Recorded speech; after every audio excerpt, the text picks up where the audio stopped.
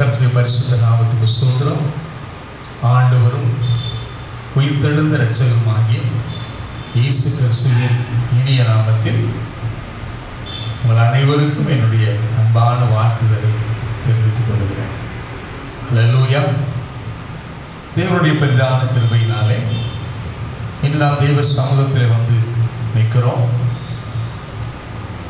ஆண்டவர் இந்த வாரத்தில் நமக்கென்று வைத்திருக்கக்கூடிய ஆசீர்வாதங்கள் எல்லாவற்றையும் நாம் சுதந்திரிக்கத்தக்கதாய் தேவ சமூகத்திலே வாஞ்சையோடு காத்திருப்போம். அது மாத்திரமல்ல, இந்த அருமையான மனமகிழ்ச்சி நாளிலே நடைபெறக்கூடிய ஒவ்வொரு பகுதியையும் கர்த்தர் ஆசீர்வதித்து கொடுக்கும்படியா நாம் முதலாவது தலைகளை தாழ்த்தி நாம் சிந்திப்போம். அன்பின் பரலோக பிதாவே, உமக்கு கோடான கோடி ஸ்தோத்திர பலிகளை ஏறெடுக்கிறோம். அதோடு கூட நன்றி பலிகளை ஏறெடுக்கிறோம். இந்த வேளையிலும் உடைய சமூகத்திலே வந்து காத்திருக்கிற ஒவ்வொரு பிள்ளைகளையும் பரிசுத்த ஆவியானவரை உடைய ஆளுகையினால் நிரப்பும்படி நான் சிந்திக்கிறேன். நடைபெறக்கூடிய ஒவ்வொரு பகுதியையும் ஆசீர்வதி. புதிய ஆராதனையை ஆசீர்வதி, செய்தியின் பகுதியை ஆசீர்வதி, எல்லா காரியங்களையும் ஆசீர்வதித்து இந்த இடத்தை விட்டு பிள்ளைகள் கடந்து போகும் பொழுது உடைய ஆலோசனைகளையும் ஆசீர்வாதங்களையும் வாக்கு தத்தங்களையும் பெற்ற பிள்ளைகளாய் கடந்து போக உதவி செய்யும். கர்த்தரும் இரட்சகருமாகிய இயேசு கிறிஸ்துவின் நாமத்தில் ஜெபிக்கிறோம் ஜீவனுள்ள நல்ல பிதாவே, ஆமென். அல்லேலூயா. கர்த்தருடைய பரிசுத்த நாமத்துக்கு ஸ்தோத்திரம். இந்த வேளையிலும் நாம் கர்த்தரை துதித்து ஆராதிக்கும்படியாக நாம் துதி ஆராதனைக்கு நேராக கடந்து செல்வோம். உற்சாகமாய் கர்த்தரை ஆராதியுங்கள். கர்த்தர் நல்லவர். ஆமென். துதி ஆராதனைக்கு நேராக நாம் இப்பொழுது கடந்து செல்ல போயிடும். தேவனை துதித்து மகிமைப்படுத்தி அவருடைய நாமத்தை உயர்த்தும்படியாக நாம் கடந்து வந்திருக்கிறோம். கரங்களை தட்டி இருந்த இடத்திலேயே தேவனை மகிமைப்படுத்துவோம். ஆத்துமாவே நன்றி சொல்லு முழு உள்ளத்தோடு. கடந்த நாட்கள் எல்லாம் பாதுகாத்த நம்முடைய தேவன், கடந்த நாட்கள் எல்லாம் போராட்டங்களின் மத்தியிலும் நம்மை நடத்தி வந்த தேவன், கைவிடாது பாதுகாத்து வந்த தேவன், அந்த தேவனுக்கு நாம் நன்றி செலுத்தி அவர் நாமத்தை உயர்த்த போகிறோம்.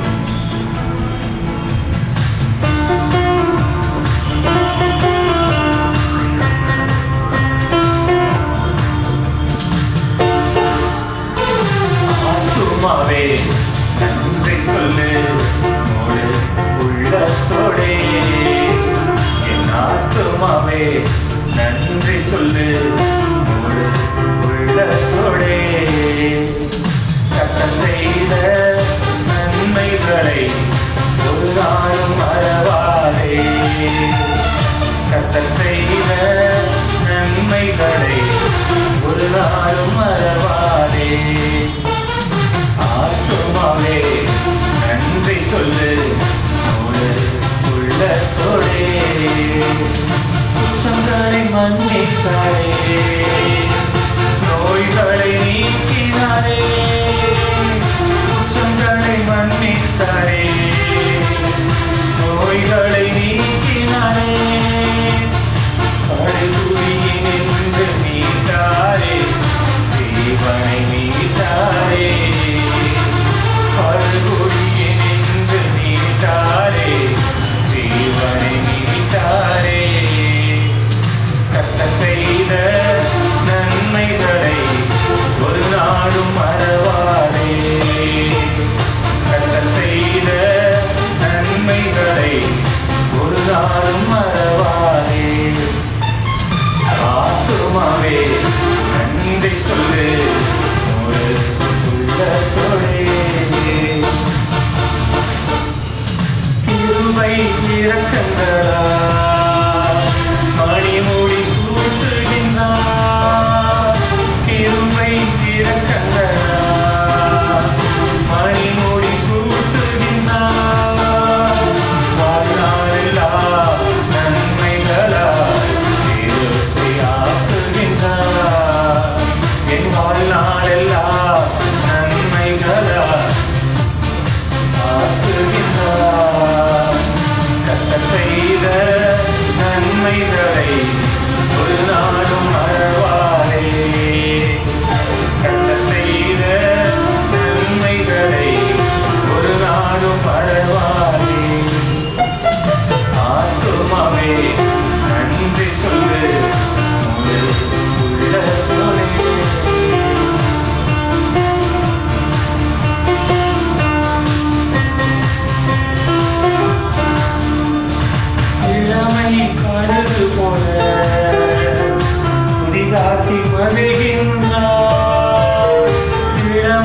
கழுகு போல புதிதாக்கி மகிழ்கின்றார்.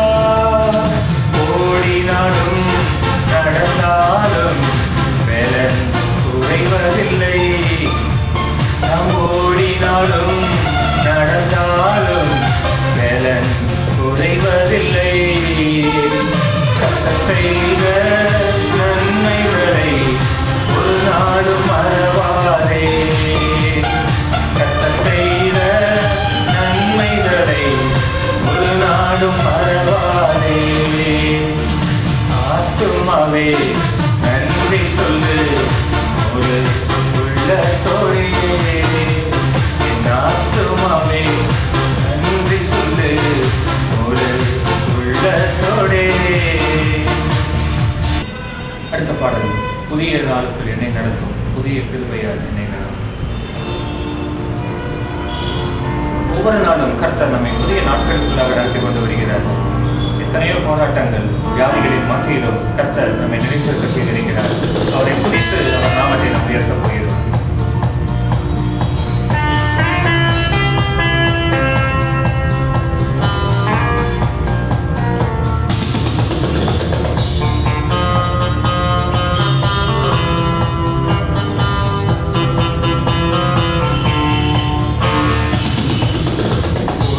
நாடுக்குள்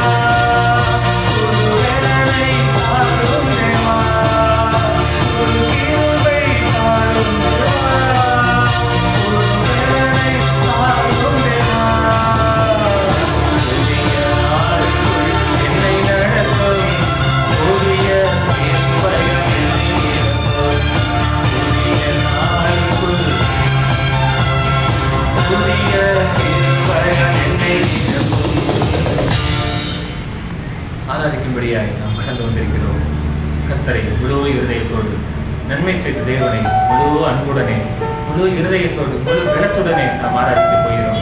எல்லாவற்றையும் மறந்து, எல்லா சூழ்நிலைகளையும் மறந்து கர்த்தரோடு கூட நாம் செய்கிறது, கர்த்தரோடு கூட ஏக சிந்தையாய், ஏக இருதயமாய் நாம் பொருள்கிறவர்களை முழு இருதயத்தோடு அர்ப்பணிப்போம்.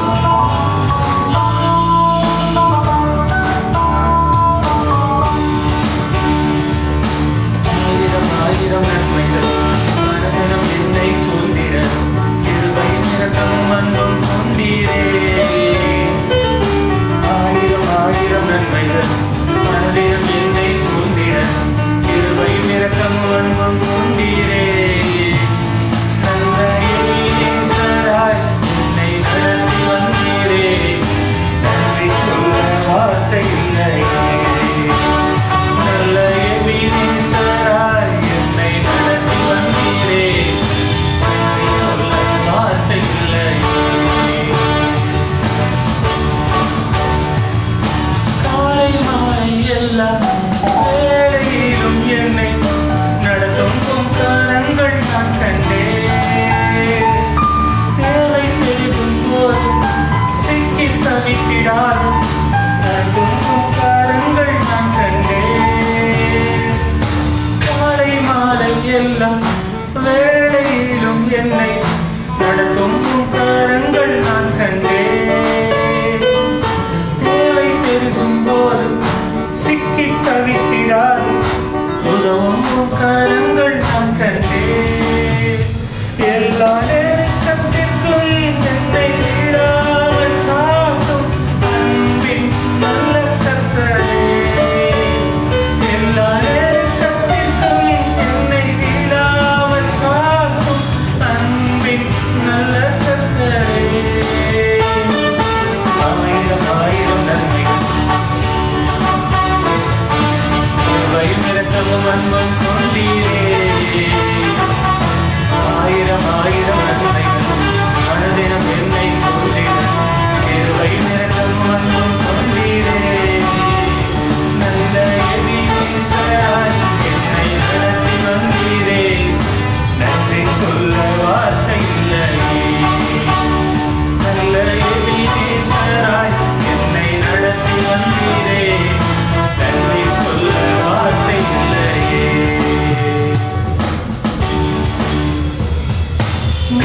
பள்ளத்தாக்கில் நான் நடந்த வேளை மீட்கும் கரங்கள் நான் கண்டேன். மரண பள்ளத்தாக்கில் நான் நடந்த வேளை மீட்கும் கரங்கள் நான் கண்டேன். இந்த மாதாவின் வாழ்வை மதுரமாய் மாற்றும் அன்பின் நல்ல கர்த்தரே.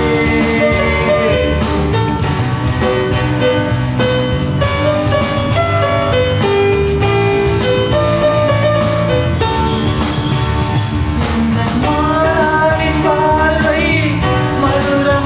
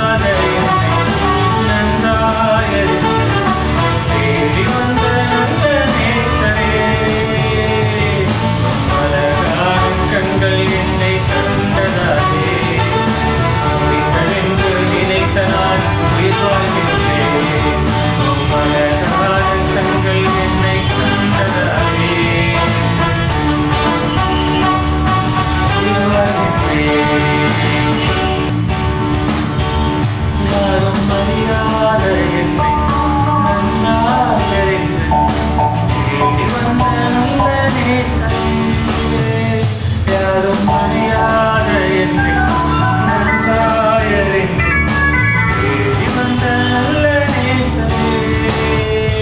ஹல்லேலூயா, ஹல்லேலூயா, ஹல்லேலூயா, ஹல்லேலூயா, ஹல்லேலூயா, ஹல்லேலூயா, ஹல்லேலூயா, ஹல்லேலூயா.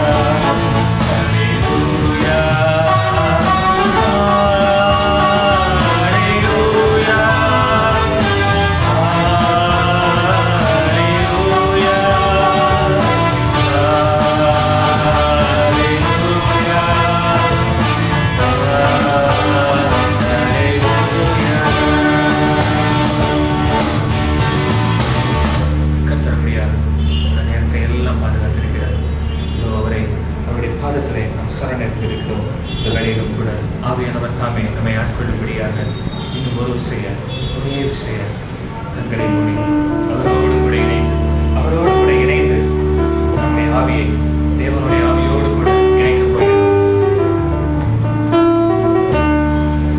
அசைவாடும் ஆவியே,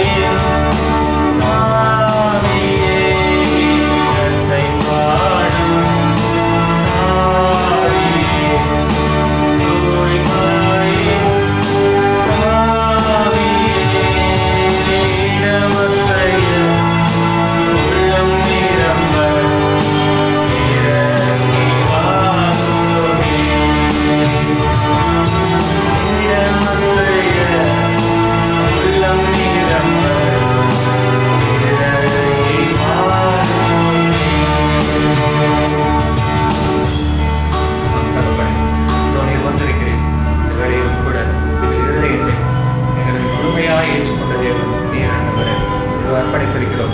இந்த வேளையில் கூட கர்த்தர் நம்மை ஆசீர்வதிக்கும்படியாக கொடுத்து ஜெபிக்கிறோம். மிகுதியான பகுதியிலும் கர்த்தாவை உடைய கரத்திற்கு அர்ப்பணித்து ஜெபிக்கிறோம். ஆசீர்வதியும் பலப்படுத்தும் நீரே எங்களை வழிநடத்தும். ஆமென். ஹல்லேலூயா. கர்த்தருடைய பரிசுத்த நாமத்துக்கு ஸ்தோத்திரம். நல்ல ஆண்டவரை துதித்து ஆராதித்திருப்பீர்கள் என்று நான் விசுவாசிக்கிறேன். ஹல்லேலூயா, ஹல்லேலூயா. கர்த்தர் நல்லவர். இந்த நாளிலும் கூட நாம் பிறந்த நாள் காண்கிற பிள்ளைகளுக்காகவும் திருமண நாள் காண்கிற பிள்ளைகளுக்காகவும் நான் ஜெபிக்க போகிறோம். இந்த வாரத்தில் பிறந்த நாள் காண்கிற அருமையான பிள்ளைகள் இருப்பு என்று சொன்னால் நீங்கள் இருந்த இடத்துல எழுந்து நின்று கொள்ளலாம். உங்களுக்காக நான் ஜெபிக்க போகிறேன். எல்லாரும் கண்களை மூடி பரிசுத்த பிதாவே உங்கள் கோடான கோடி ஸ்தோத்திரங்களை ஏறெடுக்கிறோம். ஆசீர்வதிக்கப்பட்டதான இந்த காலை வேளையில் ஆண்டவரே உம்முடைய சமூகத்திலே வந்து நிற்கிற அருமையான பிள்ளைகளுக்காக நான் ஜெபிக்கிறேன். இந்த வாரத்தில் பிறந்தநாள் காண்கிற அருமையான பிள்ளைகளை உபாகம் 26 வசனத்தின்படி நான் உனக்கு உண்டு பண்ணின எல்லா ஜாதிகளை பார்க்கிறேன் புகழ்ச்சியிலும் கீர்த்தியிலும் மகிமையிலும் உன்னை சிறந்திருக்கும்படி செய்வேன் என்ற வாக்குத்தத்த வசனத்தை ஆண்டவரே பிறந்தநாள் காண்கிற அருமையான பிள்ளைகளுக்கு கொடுத்து ஆசீர்வதிக்கிறேன். இந்த ஆண்டு ஒரு ஆசீர்வாதமான ஆண்டாக, இந்த ஆண்டு ஒரு கிருபையின் ஆண்டாக, இந்த ஆண்டு ஒரு கீர்த்தியின் ஆண்டாக பிள்ளைகளுக்கு ஆண்டவரே நீ கட்டளையிடும்படி ஜெபிக்கிறோம். பிரியமானவளே, நீ எல்லாவற்றிலும் வாழ்ந்து சுகமாய் இரு என்று சொல்லி சபையாய் இணைந்து வாழ்த்துகிறோம், ஆசீர்வதிக்கிறோம். இயேசு கிறிஸ்துவின் நாமத்தில் நல்ல பிதாவே, ஆமென். இரண்டாவதாக திருமண நாள் காண்கிற அருமையான பிள்ளைகள் நீங்கள் உங்கள் வீடுகளில் இருப்பு என்று சொன்னால் நீங்கள் எழுந்து நில்லுங்க. உங்களுக்காக நான் ஜெபிக்க போகிறேன். ஆமென், அல்லேலூயா. பரிசுத்த பிதாவே, உமக்கு கொடான கொடி ஸ்தோத்திரங்களை ஏறெடுக்கிறோம் ஐயா. திருமண நாள் காண்கிற அருமையான பிள்ளைகளுக்காக நான் ஜெபிக்கிறேன். இந்த வாரத்தில் கர்த்தாவே தங்களுடைய திருமண நாளை இன்றும் ஆண்டவர் இன்றிலிருந்து தொடங்கி இந்த வாரம் முழுவதும் ஆண்டவரே அந்த நாட்களிலே குறிக்கப்பட்ட நாளிலே திருமண நாள் காண்கிற அருமையான பிள்ளைகளை ஆண்டவரே நீ ஆசீர்வதிக்கும்படி நான் ஜெபிக்கிறேன்.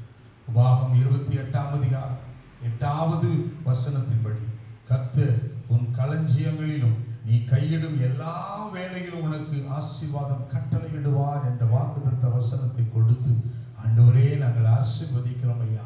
அப்பா ஆசீர்வதிக்கிறோம் ஆண்டவரே. தேவ பிரசன்னம் தெய்வீக பாதுகாவலும் இந்த குடும்பத்தின் மேலே தங்கி தாபரிக்கும்படி ஜெபிக்கிறோம், சொந்தரிக்கிறோம். இயேசு கிறிஸ்துவின் நாமத்தில் நல்ல பிதாவே, ஆமென், ஆமென். God bless you. கர்த்தர் உங்களை ஆசீர்வதிப்பாராக. ஆமென், அல்லேலூயா. கர்த்தருடைய பரிசுத்த நாமத்துக்கு ஸ்தோத்திரம். தேவனுடைய பெரிதான கிருபையினாலே மார்ச் 21 சனிக்கிழமை அன்று தேவ சமூகத்தில் நின்று தேவனுடைய வார்த்தையை பகிர்ந்து கொண்டேன். ஏறத்தாழ 140 நாள் ஆகியிருக்கிறது. இன்று தேவ சமூகத்திலே நின்று தேவனுடைய வார்த்தையை பகிர்ந்து கொள்ள தேவன் கொடுத்த பெரிய சாக்கியத்துக்காய் முதலாவது இன்னைக்கு ஆண்டுடைய சமூகத்தில் நின்று இதே இடத்துல நின்று கர்த்தருடைய வார்த்தையை பிரசங்கம் பண்ணத்தக்கதாய் கொடுக்கத்தக்கதானிய கிருபையை தேவன் கொடுத்தமைக்காய் முதலாவது எல்லா கைகளை தட்டி கர்த்தருக்கு நன்றி செலுத்துக. அல்லேலூயா, அல்லேலூயா, ஷபரபலபா. இது ஒரு புது அனுபவம் தான். ஏற்கனவே ஆண்டவர் இது இந்த மாதிரி பழக்கியிருக்கிறார். ஏனென்றால் 2016 நான் டிவி மினிஸ்ட்ரி பண்ணும்போது இப்படி தான் ஒரு ரூமில் தனியாக ஒரு கேமரா மட்டும் இருக்கும், முன்னாடி நின்று பேசுவோம், ஒருத்தருமே இருக்க மாட்டாங்க. அவன் எல்லா ஜனங்களும் இருக்கிறது போல் பார்த்து பேசுவோம். டிவி மினிஸ்ட்ரியில் தொடர்ந்து அந்த காரியங்களை அப்பொழுதே ஆண்டவர் கற்றுக் கொடுத்திருக்கிறார். அதுபோல் இன்ற நாளிலும் கூட இப்பொழுது ஒருவருமே இல்லை தான், இருந்தாலும் வெளிப்பாட்டிலே எல்லாரும் இருப்பது போல பேசுகிற ஒரு சூழ்நிலை ஆண்டவர் கொடுத்திருக்கிறார். அது மாத்திரமில்லை, ஆனால் இன்றைக்கு பெரிய ஒரு காரியம் என்னவென்று சொன்னால் ஆண்டவருடைய சமூகத்தில் நின்று தேவ சமூகத்தில் நின்று இந்த இடத்துல நின்று பிரசங்கம் பண்ணுவது, தேவனுடைய வார்த்தையை சொல்வது என்றாலே உள்ளத்தில் பெரிய ஒரு மகிழ்ச்சி. தேவன் பெரிய ஒரு சாக்கியத்தை கொடுத்திருக்கிறார். அதற்காக அதிசீக்கிரத்திலே நிச்சயமாய் சொல்ல முடியும். ஆண்டவர் தேவனுடைய ஆலயங்களை எல்லாம் நிச்சயமாய் திறந்து நம்மளை எல்லாம் முகமுகமாய் நாம் ஒன்று சேர்ந்து துதிக்க போகிறோம். ஏனென்றால் இப்பொழுது பேரூராட்சி நகராட்சிக்கு பெர்மிஷன் கொடுத்திருக்கிறாங்க. தேவனுடைய பிரதான கிருபையினாலே அதிசீக்கிரத்தில் மாநகராட்சியில் இருக்கக்கூடிய எல்லா சபைகளுக்கும் ஆலயங்களுக்கும் கர்த்தர் திறந்து தடைகள் எல்லாம் எடுத்து போட்டு நம்ம எல்லாம் இணைந்து கர்த்தரை துதிக்க போகிற நேரம் அதிசீக்கிரத்திலே வந்து விட்டது. கையோர்த்தி அல்ல சொல்வோமா? அல்லேலூயா, அல்லேலூயா. தொடர்ந்து இதுக்காக நீங்கள் என்ன செய்யுங்க? ஜெபிக்கிறவர்களாய் காணப்படுங்க. ஒவ்வொரு நாளும் ஆண்டவருடைய சமூகத்தில் நீங்கள் என்ன செய்யுங்க? ஜெபம் பண்ணுங்க, நல்லா ஜெபம் பண்ணுங்க. அல்லேலூயா. கர்த்தர் நல்லவர்.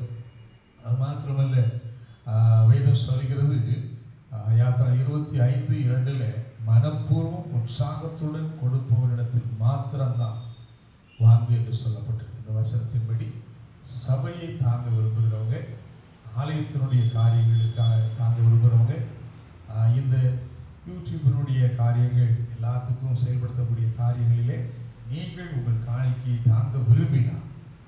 யாரையுமே இதுவரைக்கும் மேக்சிமம் டிவி மினிஸ்டரில் கூட நான் அப்படி பேசுறது கிடையாது. உங்களுக்கு அனைவருக்கு தெரியும், பல 100 மேலே செய்தி கொடுத்துருக்குறோம். ஆகிலும் இந்த நாளில் இந்த வானொலி காணொலி காட்சி தாங்க விரும்பினால் விரும்புகிற மாத்திரம் கீழே கொடுக்கப்பட்டிருக்கக்கூடிய அந்த கூகுள் பேல அந்த நம்பர் கொடுக்கப்பட்டிருக்கும். அந்த நம்பருக்கு உங்கள் காணிக்கைகளை தாராளமாக நீங்கள் அனுப்பலாம். அனுப்பும்போது அது நிச்சயமாக ஆண்டவருடைய ஊழியத்தை தாங்குறீங்க, தேவனுடைய சர்ச் 2 காரியங்களை தாங்குறீங்க, மற்றும் பல காரியங்கள் உண்டு. எல்லாவற்றையும் தாங்குகிற பிள்ளைகளாக நாம் அதில் நிறுத்தும்படியாக கர்த்தர் உங்களை எதிர்பார்க்கிறார். எவ்விதமாய் மோசேயுடைய கரத்தை ஊரும் ஆரோனும் தாங்கியது போல உங்களை ஊரும் ஆரோனுமாக தாங்கத்தக்கதான ஊழியங்களை தாங்கத்தக்கதாக தேவன் தாங்குகிற உங்களை ஆசீர்வதிக்கும்படியாகவும் தொடர்ந்து ஜெபிக்கிறோம். அல்லேலூயா. சொல்லுமா? அல்லேலூயா சொல்லுமா? ஹல்லேலூயா, ஹல்லேலூயா. அது மாத்திரமல்ல, இந்த சபையுடைய எல்லா சானிடரிக்குரிய காரியங்கள் எல்லாத்தையும் நம்ம ஆலயத்தை சுத்திகரிக்கணும், சுத்தம் பண்ணணும். அதுக்குரிய கவர்மெண்ட் என்ன சொல்கிறாங்களோ அதன்படி நாம் பிரயாசப்பட்டு அந்தந்த பொருட்களை வாங்கி வைத்து நாம் செயல்படுத்துகிற பிள்ளைகளாக காணப்பட வேண்டும். அதற்காகவும் நீங்கள் ஜெபிக்கும்படியாக கேட்டுக்கொள்ளப்படுகிறீர்கள். ஹல்லேலூயா, ஹல்லேலூயா. கர்த்தருடைய பரிசுத்த நாமத்துக்கு ஸ்தோத்திரம். ஹல்லேலூயா. கர்த்தருடைய பரிசுத்த நாமத்துக்கு ஸ்தோத்திரம். தேவனுடைய வார்த்தைக்கு நேராக நாம் கடந்து போக போகிறோம். தேவனுடைய வார்த்தையை நாம் கேட்பதற்கு முன்பதாக ஒரு விஷயம், எல்லாரும் கண்களை மூடி நல்ல ஆவியில் நிறைந்து கர்த்தரை துதிக்க போகிறோம். ஹல்லேலூயா, ஹல்லேலூயா, ஹல்லேலூயா என்று சொல்லி கர்த்தரை நல்ல துதிக்கலாம். ஷபா பாபா பரிபா லபா கர்ரா கர்ரா பாலா தூரம் இக்கரவால வஷகரவல பரிவல துதி கச்சரவல ஓரா காலக தூர காலக ஷபரிவல பரிவல பரிவல தூர காலக. தேவ சமூகத்தில் வந்திருக்கிறனா, ஆண்டவருடைய சமூகத்தில் நின்று கொண்டிருக்கிறனா, கர்த்தரை துதித்து போற்றி மகிமைப்படுத்தி இன்னும் அதிகமா எல்லாரும் நல்ல கைகளை தட்டி கர்த்தரை மகிமைப்படுத்துவோமா? ஆமென். ஹல்லேலூயா, ஹல்லேலூயா, ஹல்லேலூயா. ஷபபபப ரபலப துரஹ ரபலப. ஆமென். தேவனே ஸ்தோத்திரம். அலங்கார வாசலானே பிரவேசிக்க வந்து நிற்கிறோம்.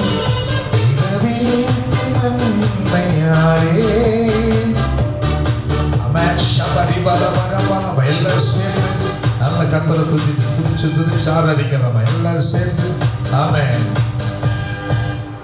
உற்சாகமா ஹல்லேலூயா, ஹல்லேலூயா, ஹல்லேலூயா. நல்ல கைகளை தட்டி ஆண்டவரை மகிமைப்படுத்துறோம். அந்த அளவுக்கு மகிமைப்படுத்துறோம். அந்த அளவுக்கு தேவன் நிச்சயமாய் நம்மை ஆசீர்வதிக்க சித்தப்பட்டவர். ஹல்லேலூயா, ஆமென். ஓ ஷபபா ரபலபா. ஆமென். அலங்கார வாசலானே பிரவேசிக்க வந்து நிற்கிறோம். தெய்வ வீட்டின் நன்மையாலே நிரம்பிட வந்து நிற்கிறோம். அலங்கார வாசலாலே வந்து நிற்கிறோம். தெய்வ வீட்டின் நன்மையாலே நிரம்பிட வந்து நிற்கிறோம். ஆராதிக்க வந்தோம், அன்பு கோர வந்தோம், யெகோவா தேவனையே. துதித்திட வந்தோம், தொழுதிட வந்தோம், தூயவரே சுவையே. ஆராதிக்க வந்தோம், அன்பு கோர வந்தோம், யெகோவா தேவனையே. துதித்திட வந்தோம், தொழுதிட வந்தோம், தூயவரே சுவையே. ஹல்லேலூயா, ஹல்லேலூயா. துதிக்க வந்திருக்கிறோம், தேவனை ஆராதிக்க வந்திருக்கிறோம், அவரை மகிமைப்படுத்த வந்திருக்கிறோம். ஆமென். ஹல்லேலூயா, ஹல்லேலூயா. ஷபரபரப துரஹரப. ஓ கையில சட்டி. ஆலயம் செல்லுவதே மகிழ்ச்சியை தந்திடுவே. ஆலயம் செல்லுவதே அது மகிழ்ச்சியை தந்திடுவே. என் சபையுடனே உம்மை துதித்திடவே கிருபையும் கிடைத்திட்டதே. என் சபையுடனே உம்மை துதித்திடவே கிருபையும் கிடைத்திட்டதே.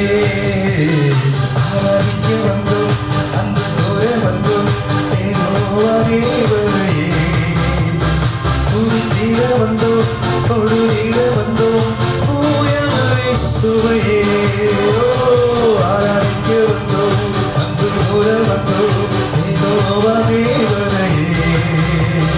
துதித்திட வந்தோம், தொழுதிட வந்தோம், தூயவரே சுவையே. ஆராதிக்க வந்தோம், அன்பு கூற வந்தோம், யெகோவா தேவனையே. துதித்திட வந்தோம், தொழுதிட வந்தோம், தூயவரே சுவையே. சொல்லுங்க.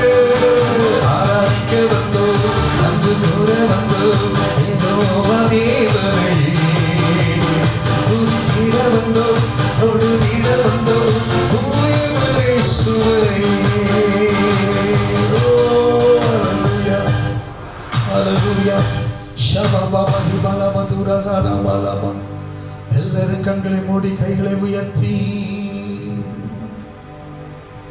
துதிக்கன மகிமையுமே நாங்கள் உமக்கே செலுத்துவோமே. எத்தனை பேர் சொல்ல முடியும்? துதிக்கன மகிமை எல்லாவற்றையும் ஆண்டவரே நாங்கள் உமக்கு செலுத்துகிறோம், உமக்கு செலுத்துகிறோம் என்று சொல்லுங்க. எல்லாரும் சேர்ந்து துதிக்கன மகிமையுமே நாங்கள் உமக்கே செலுத்துவோமே. துதிக்கன மகிமையுமே முழு மனதோடு செலுத்துவோமே.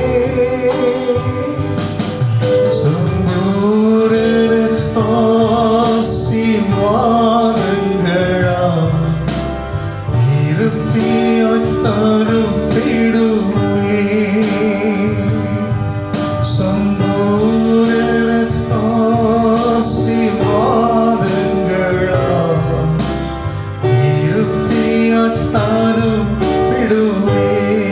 கைகளை சேர்த்து ஆராதிக்க வந்தோ, அன்பு கூற வந்தோ, யெகோவா தேவனே.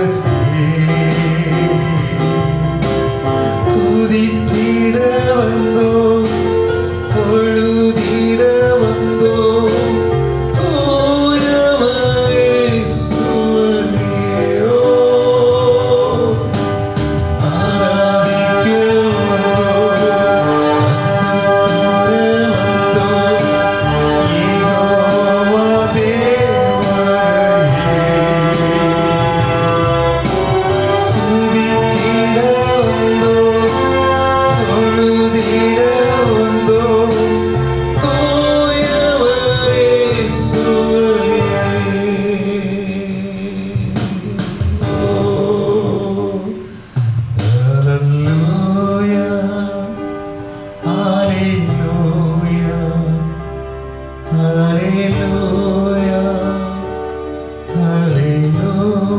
பிரசன்னத்தை உணர்ந்து எல்லாரும் சேர்ந்து கைகளை உயர்த்தி கர்த்தரை மகிமைப்படுத்துவோம்.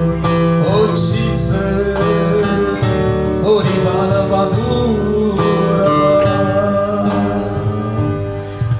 ஹalleluya ஹalleluya சொல்லுங்க. ஹalleluya ஹalleluya. ஒவ்வொரு முறை Hallelujah, Hallelujah, Hallelujah, Hallelujah.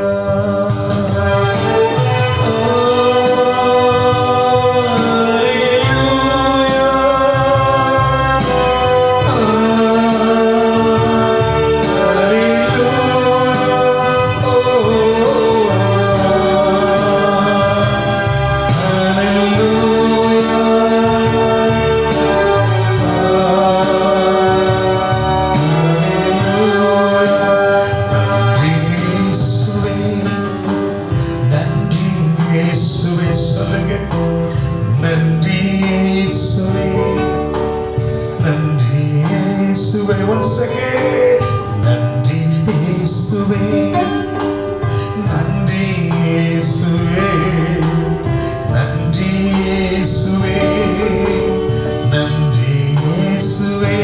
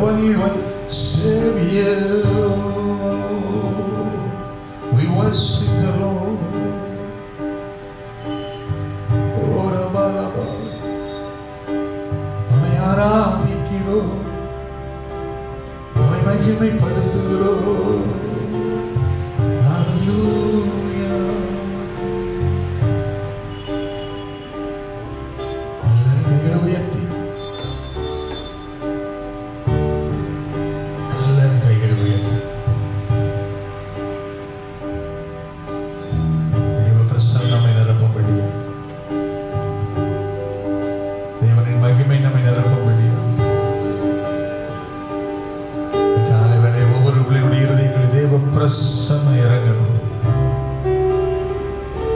தேவனே உடைய பிரசன்னத்தினால் என்னை நிரப்பும். உடைய வார்த்தையை நான் கேட்கணும். இந்த வார்த்தை இதயத்திலே பதிய ஆண்டவரே பிரசன்னத்தினாலே என்னை நிரப்பும் என்று சொல்லுவோம். ஹல்லேலூயா.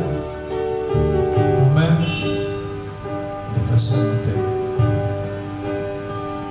தேவனின் மகிமை நம்மை எல்லாம் பரிசுத்த ஸ்தலத்தில் மூடுதே. அப்பா இயேசுவா, உம்முடைய மகிமையின் பிரசன்னத்தினால் ஆண்டவரே இன்றைக்கு நிரப்புங்கப்பா. இந்த ஆலயத்தில் இருந்தவுடைய பிரசன்னம் ஒவ்வொரு குடும்பத்துக்கு நேராய் கடந்து போகட்டும். ஓ ஆமென்.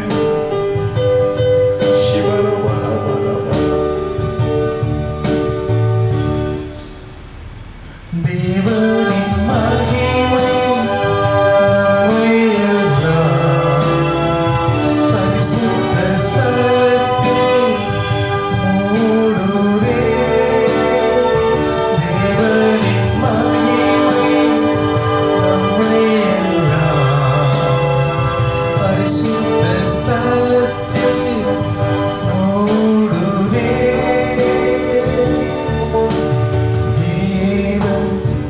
பிரசன்னமே இறங்கியே வந்திடுவே.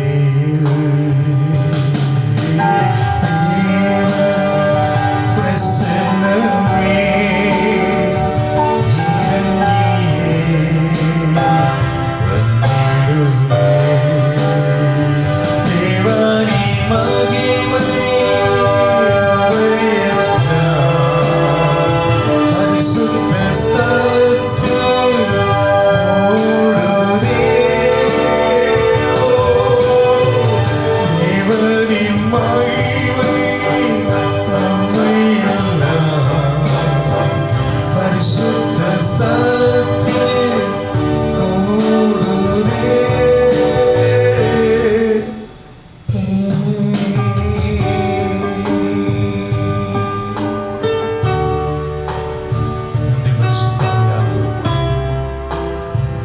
பரிசுத்த பிரசன்னத்தினாலே இந்த காலை வேலை நிரப்பி இருக்க பரிசுத்த வார்த்தைக்கே காத்திருக்கும். ஆண்டவரே நீ பேசும், நீ மகிமைப்படும். இயேசு கிறிஸ்துவின் இந்த நாமத்தில் நல்ல பிதாவே ஆமென். ஹல்லேலூயா. கர்த்தருடைய பரிசுத்த நாமத்துக்கு ஸ்தோத்திரம் உண்டாவதாக.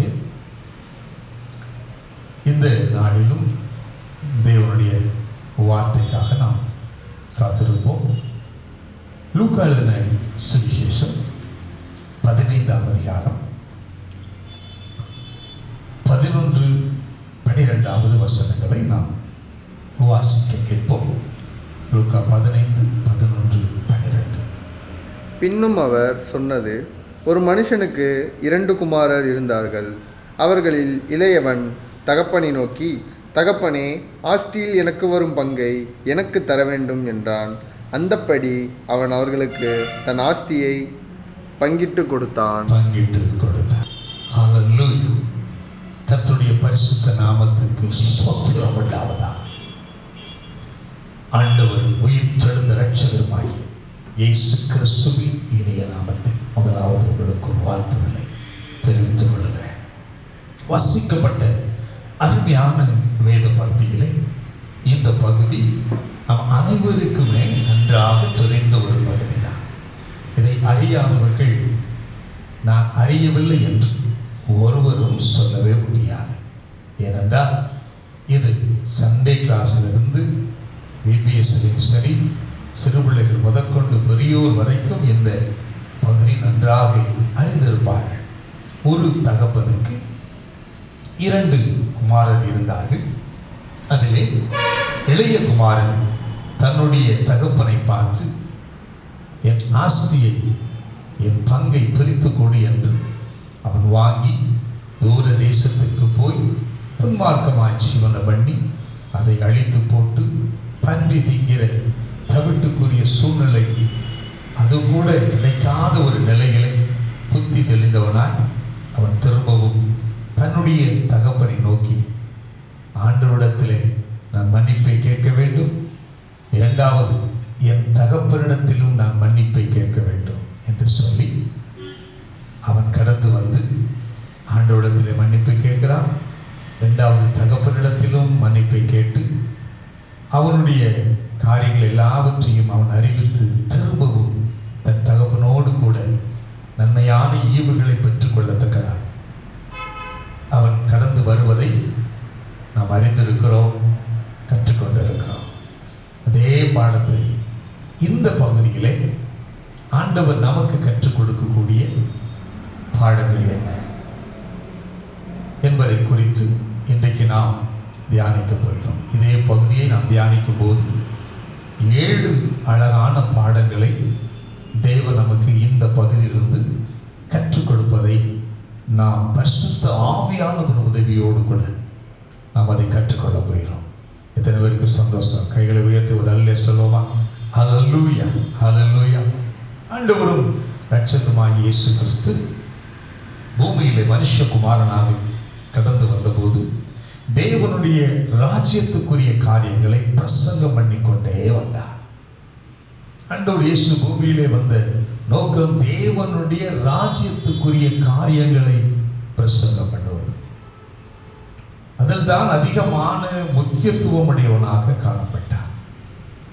தேவனுடைய வார்த்தைகளை ஜனங்களுக்கு சொல்லி ஜனங்களை பரலோக ராஜ்யத்துக்கு நேராக ஆயத்தப்படுத்துவது, இதுதான் அவருடைய ஊழியத்திலே பிரதான ஊழியமாக இருந்தது.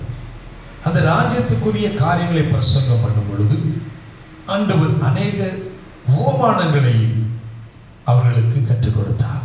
அநேக ஓமானங்களை சொல்லி ஜனங்கள் இருதயம் சரியாய் புரிந்து கொள்ளத்தக்கதாக தேவன் அதை வேத வசனத்தை அவர்களுக்கு விளக்கி காட்டினார்.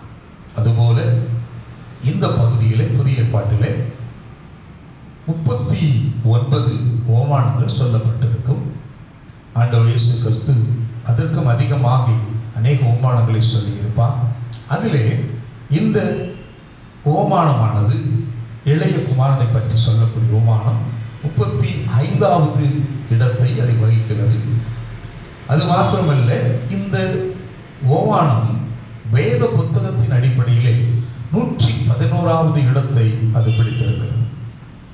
எந்த ஓமானம்? இந்த அருமையான இளைய குமாரனுக்குரிய காரியங்கள். ஆண்டவர் இயேசு கிறிஸ்து அநேக ஓமானங்களை சொல்லிக்கொண்டே இருந்தார். நிறைய காரியங்களை நாம் வேதத்திலே பார்க்க முடியும். விளக்கை பற்றி சொல்வார், வீடு கட்டுதல், வஸ்திரம், கலைகள், விதைகள், பொக்கிசங்கள், முத்துக்கள், வலைகள், காணாமற் போன ஆடு, இப்படி என்று சொல்லி அநேக ஊமைகளை அவர் கற்றுக் கொடுப்பார். அல்லேலூயா. அதிலே ஒன்றுதான் இன்றைக்கு நாம் பார்க்கக்கூடிய காரியம். காணாமல் போன ஒரு அருமையான ஒரு மகன் திரும்ப வருது.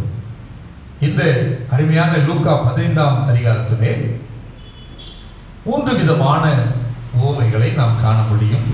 ஒன்று, காணாமல் போன ஆடு என்று சொல்லப்பட்டிருக்கும். இதே 15 முதல் பகுதியிலே 100 ஆடு 101 காணாமல் போயிருக்கும். ரெண்டாவது, காணாமல் போன வெள்ளி காசு, அது ஒரு 10 காசு, அதில் 1, 10ல் 1 காணாமல் போயிருக்கும். இங்கே 2 குமாரர் 2ல் 1, ஸோ 100ல் 1 காணாமல் போச்சு. அந்த 100ல் 1 காணாமல் போனாலும் தேடி பிடிச்சி அதை கொண்டு வந்து விட்டார்கள். அதுபோல் 10ல் 1 வெள்ளி காசு காணாமல் போனாலும் விளக்கை கொளுத்தி என்ன செய்தால் கண்டுபிடித்தாங்க. அதுபோல் இந்த 2 மகனில் ஒரு மகன் காணாமல் போனான். காணாமல் போன மகனை தகப்பன் தேடி போகலை. நல்லா புரிஞ்சு கொள்ளணும். மற்ற 2ஐயும் தேடி கண்டுபிடிச்சி போய் கூப்பிட்டு வந்தாங்க. ஆனால் காணாமல் போன ஆடை தேடி கண்டுபிடிச்சாங்க. காணாமல் போன மகனை தேடி கண்டுபிடிக்கலை. அவன் தானாக புத்தி தெளிந்து தகப்படத்தில் வந்து மன்னிப்பை கேட்டு, பரலோக தகப்படத்தில் மன்னிப்பை கேட்டு தான் இருந்த ஸ்தானத்தை திரும்பவும் பெற்றுக்கொண்டார். அல்லேலூயா. இந்த பகுதியிலிருந்து நாம் கற்றுக்கொள்ளக்கூடிய முதல் பாடம் லூக்கா 15ஆம் அதிகாரம் 12வது வசனத்தை நான் வாசிக்கிறேன். அவர்களில் இளையவன் தகப்பனை நோக்கி, தகப்பனே, ஆஸ்தியில் எனக்கு வரும் பங்கை எனக்கு தர வேண்டும் என்றான். அந்தபடி அவன் அவர்களுக்கு தன் ஆஸ்தியை பங்கிட்டு கொடுத்தான். இந்த வசனத்திலிருந்து வேதம் நமக்கு கற்றுக் கொடுக்கக்கூடிய முதல் பாடம் என்னவென்றால், முதல் தலைப்பு எழுதிக் கொள்ளுங்க, தகப்பனிடத்தில் பங்குகளை கேட்காதீர்கள். முதல் தலைப்பு, தகப்பனிடத்திலே ஆஸ்தியை பங்கை கேட்காதீர்கள். தாய் தகப்பனிடத்திலே ஆஸ்தியை பங்கை கேட்காதீர்கள்.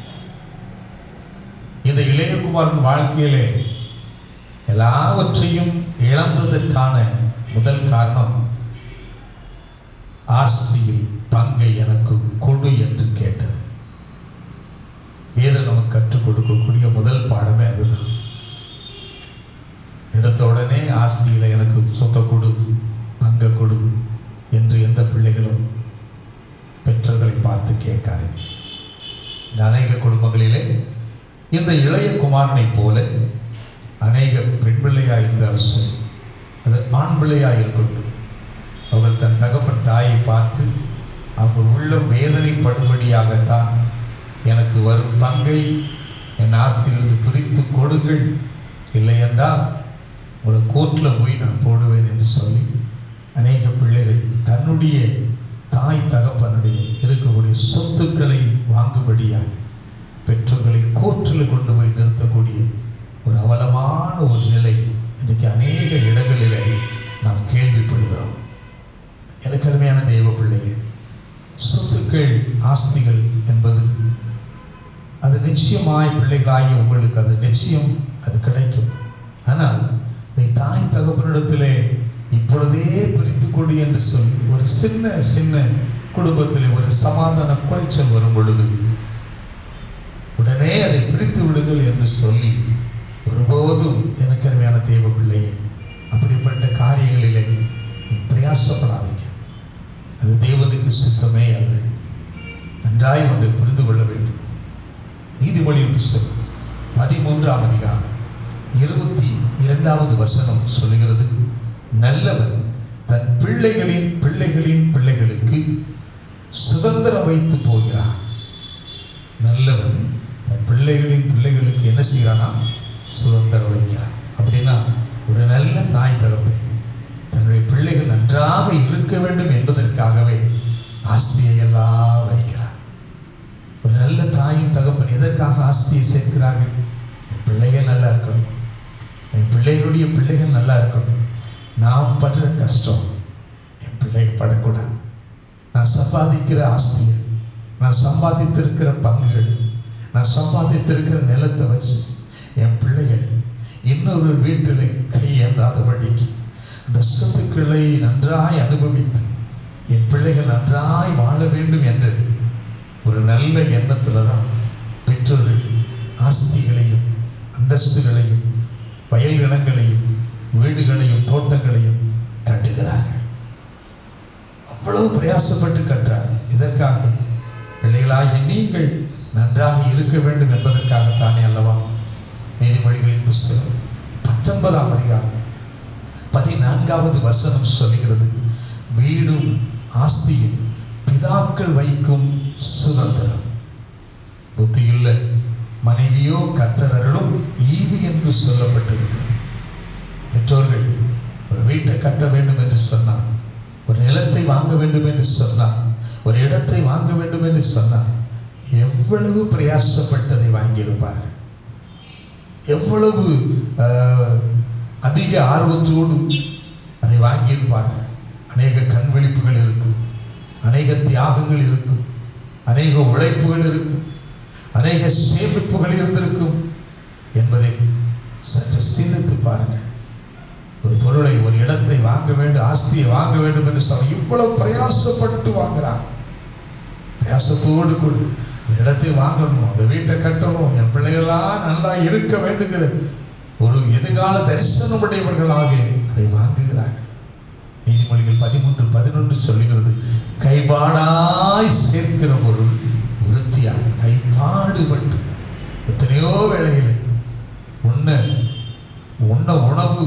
உணவுகளை குறைத்து, வசதிகளை குறைத்து, எப்படியாவது இந்த இடத்தை வாங்கிடணும், எப்படியாவது நிலத்தை வாங்கணும், எப்படியாவது இந்த வீட்டை வாங்கணும், வீடுகளை கட்டணும் என்று சொல்லி பிரயாசத்தோடு செயல்படுகிற பெற்றோருடைய தியாகங்களை எனக்கு அருமையான பிள்ளையை நீ கொஞ்சம் நினைத்துப்பா. இளைய குமாரன் போல இப்பொழுதே எனக்கு பிரித்து கொண்டு என்று சொல்லி உன் பங்கை பிரித்து கொண்டு மார்க்கமான ஒரு காரியத்தில் செலவழிக்காதபடி தேவ பிள்ளையே, தாய் தகப்பனுடைய இருதயத்தை வார்த்தைகளினாலே வேதனைப்படுத்தானே. அது உனக்குத்தான் சேர்த்து வைத்திருக்கிறான். ஏற்ற வேளையிலே அவர்களே உன் கையில் கொடுக்கிற வரைக்கும் நீ பொறுத்து காத்திருக்க கற்றுக்கொள். நன்றாய் வைத்துக் கொள்ளுங்கள். இந்த வீட்டில் உன் பிள்ளைகள் எப்படி இருக்கிறார்கள், பிள்ளைகளாக நம்ம எப்படி வளர்க்கிறோம் அதை நினைச்சு பாருங்க. பங்குகளை பிரிக்கும் பொழுது சாதாரணமாக வீட்டில் பங்கு பிரிக்கும் பொழுது வரக்கூடிய பிரச்சனை எல்லாம் எவ்வளவோ இருக்கும். நேற்று வரைக்கும் அண்ணன் தம்பிகள் அக்கா தங்கை ரொம்ப பாசமாக இருந்திருப்பாங்க. ஆனால் அந்த சொத்து பிரிக்கும் பொழுது ஒவ்வொருடைய முகமும் வேறுபாடாக இருக்கிறது. எது எனக்கு கர்த்தர் கொடுக்கிறாரோ, எது என் தகப்பன் எனக்கு அதை கொடுக்கிறாரோ, எனக்கு அது போதும் என்று, என் தாய் எனக்கு எதை கொடுக்கிறார்களோ இந்த பங்கு எனக்கு போதும் என்று நினைக்கிற பிள்ளைகளாக காணப்படுது. அதிகமாய் நாம் அதை எனக்கு இது கொடுத்தே ஆக வேண்டும் என்று சொல்லி தேவ பிள்ளையே, உன் தாய் தகப்பனுடைய இருதயத்தை வேதனைப்படுத்தாதே. அல்லேலூயா. கையை வைத்து வரலே சொல்லுவோம். அல்லேலூயா. எல்லாம் கொஞ்சம் நினச்சி பாருங்க.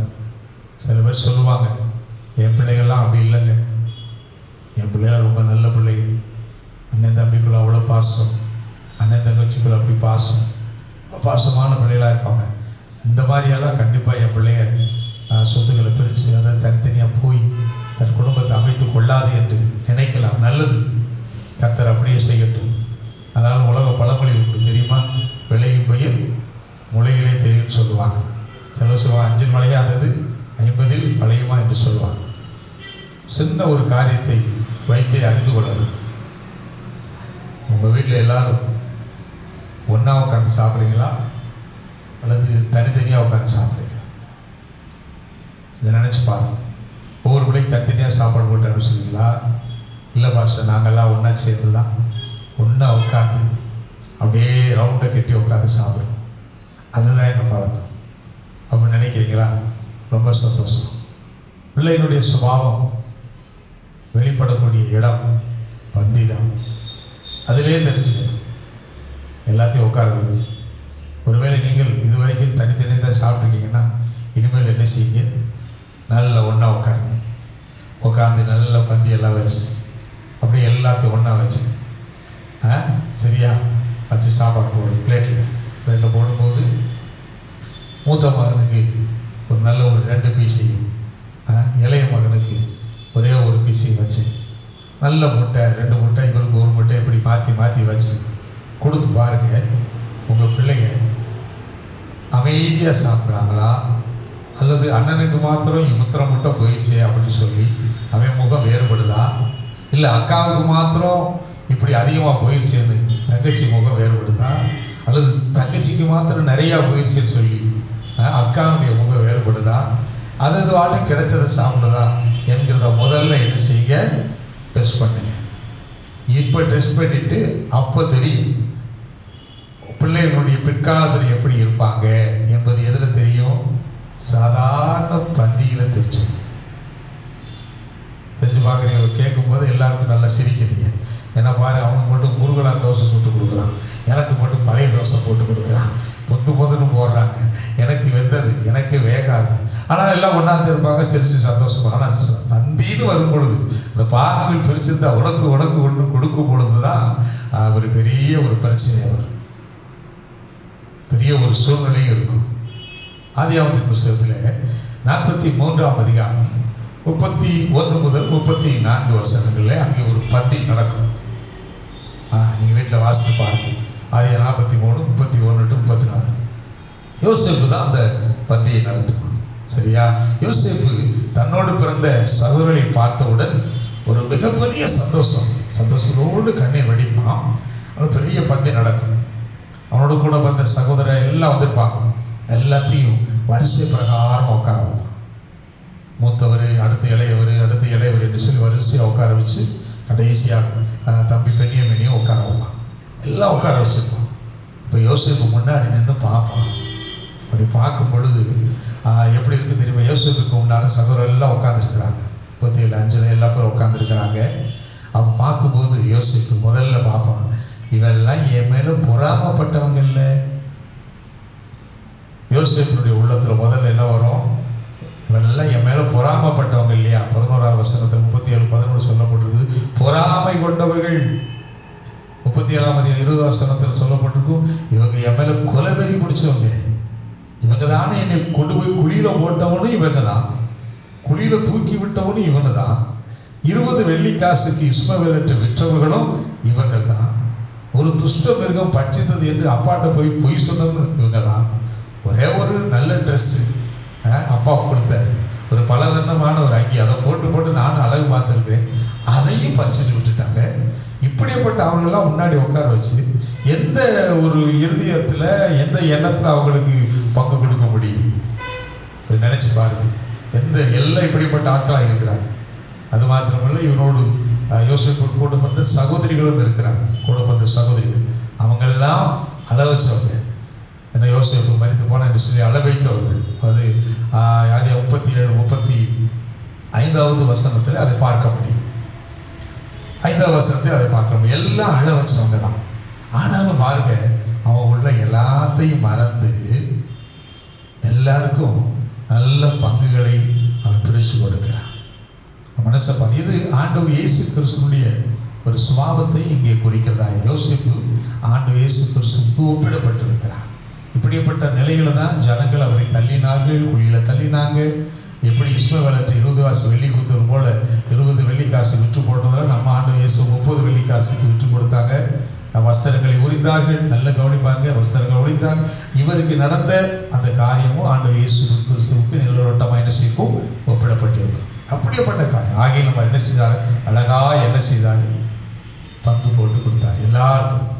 மிக 7ஆம் அதிகாரம் 6வது வசனம் சொல்லுகிறது, உன் வீட்டார் உனக்கு சத்துரு என்று வசனத்தின்படி அவனுக்கு அவன் சத்துருவாய் இருந்தார்கள். ஆனால் நீதிமொழி 25:21 படி உன் சத்துரு பசியாக இருந்தால் அவனுக்கு புசிக்கு ஆகாரம் கொடு, அவன் தாகமாக இருந்தால் குடிக்க என்ன கொடு? தண்ணீர் கொடு என்ற வசனத்தின் அடிப்படையிலே யோசேப்பு எல்லாருக்கும் பங்கிட்டு கொடுப்பான். பங்கிட்டு கொடுக்கும்போது பெண்ணியமைக்கு பார்த்து எத்தனை பங்கு போகும்? ஒரு 5 பங்கு போகும். அப்போ 5 மடங்கு போகும்போது தம்பிக்கு மட்டும் 5 மடங்கு அதிகமாகும்போது மற்றவங்களாம் யாரும் பார்த்து அங்கே பொறாமைப்படவில்லை. கையோட்டி அல்ல சொல்லுமா? அல்லேலூயா. ஏனென்றால் யார் அதுக்கு பொறாமப்படலை. சரி, அவருக்கு 5 பங்கு இருக்கட்டும், அவருக்கு 5 பங்கு இருந்தால் தான் அவன் நல்லா இருக்க முடியுங்கிறதுக்காக தேவன் கொடுத்திருக்கார் என்று சொல்லி அவர்கள் தங்கள் எண்ணங்களை மாற்றினார்கள். ஏற்கனவே இந்த சுபாவமெல்லாம் மாறிடுச்சு. நல்லா மாறி அழகான சுபாவனுடைய பிள்ளைகளாக மாறினாங்க, சகோதரர்களாக மாறினார். கையோட்டி அல்ல சொல்லும் அல்லேலூயா. ஸோ பங்குகள் பிரிக்கப்படும் பொழுது சிலருக்கு கொஞ்சம் முன்ன பின்ன ஆனாலும் நம்ம என்ன செய்யணும்?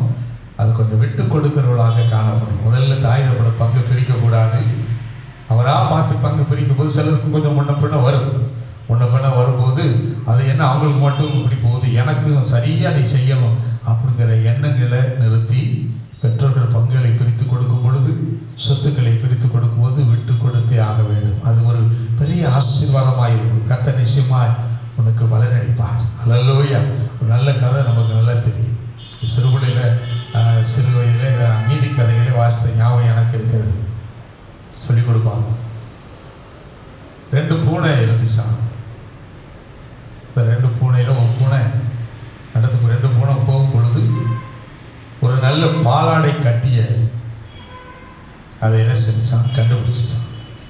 நல்ல பெரிய சைஸ், ரொம்ப அழகான பாலாடை கட்டியை பார்த்த உடனே ரொம்ப சந்தோஷம். இது 2 எடுத்துகிட்டு வந்துச்சு.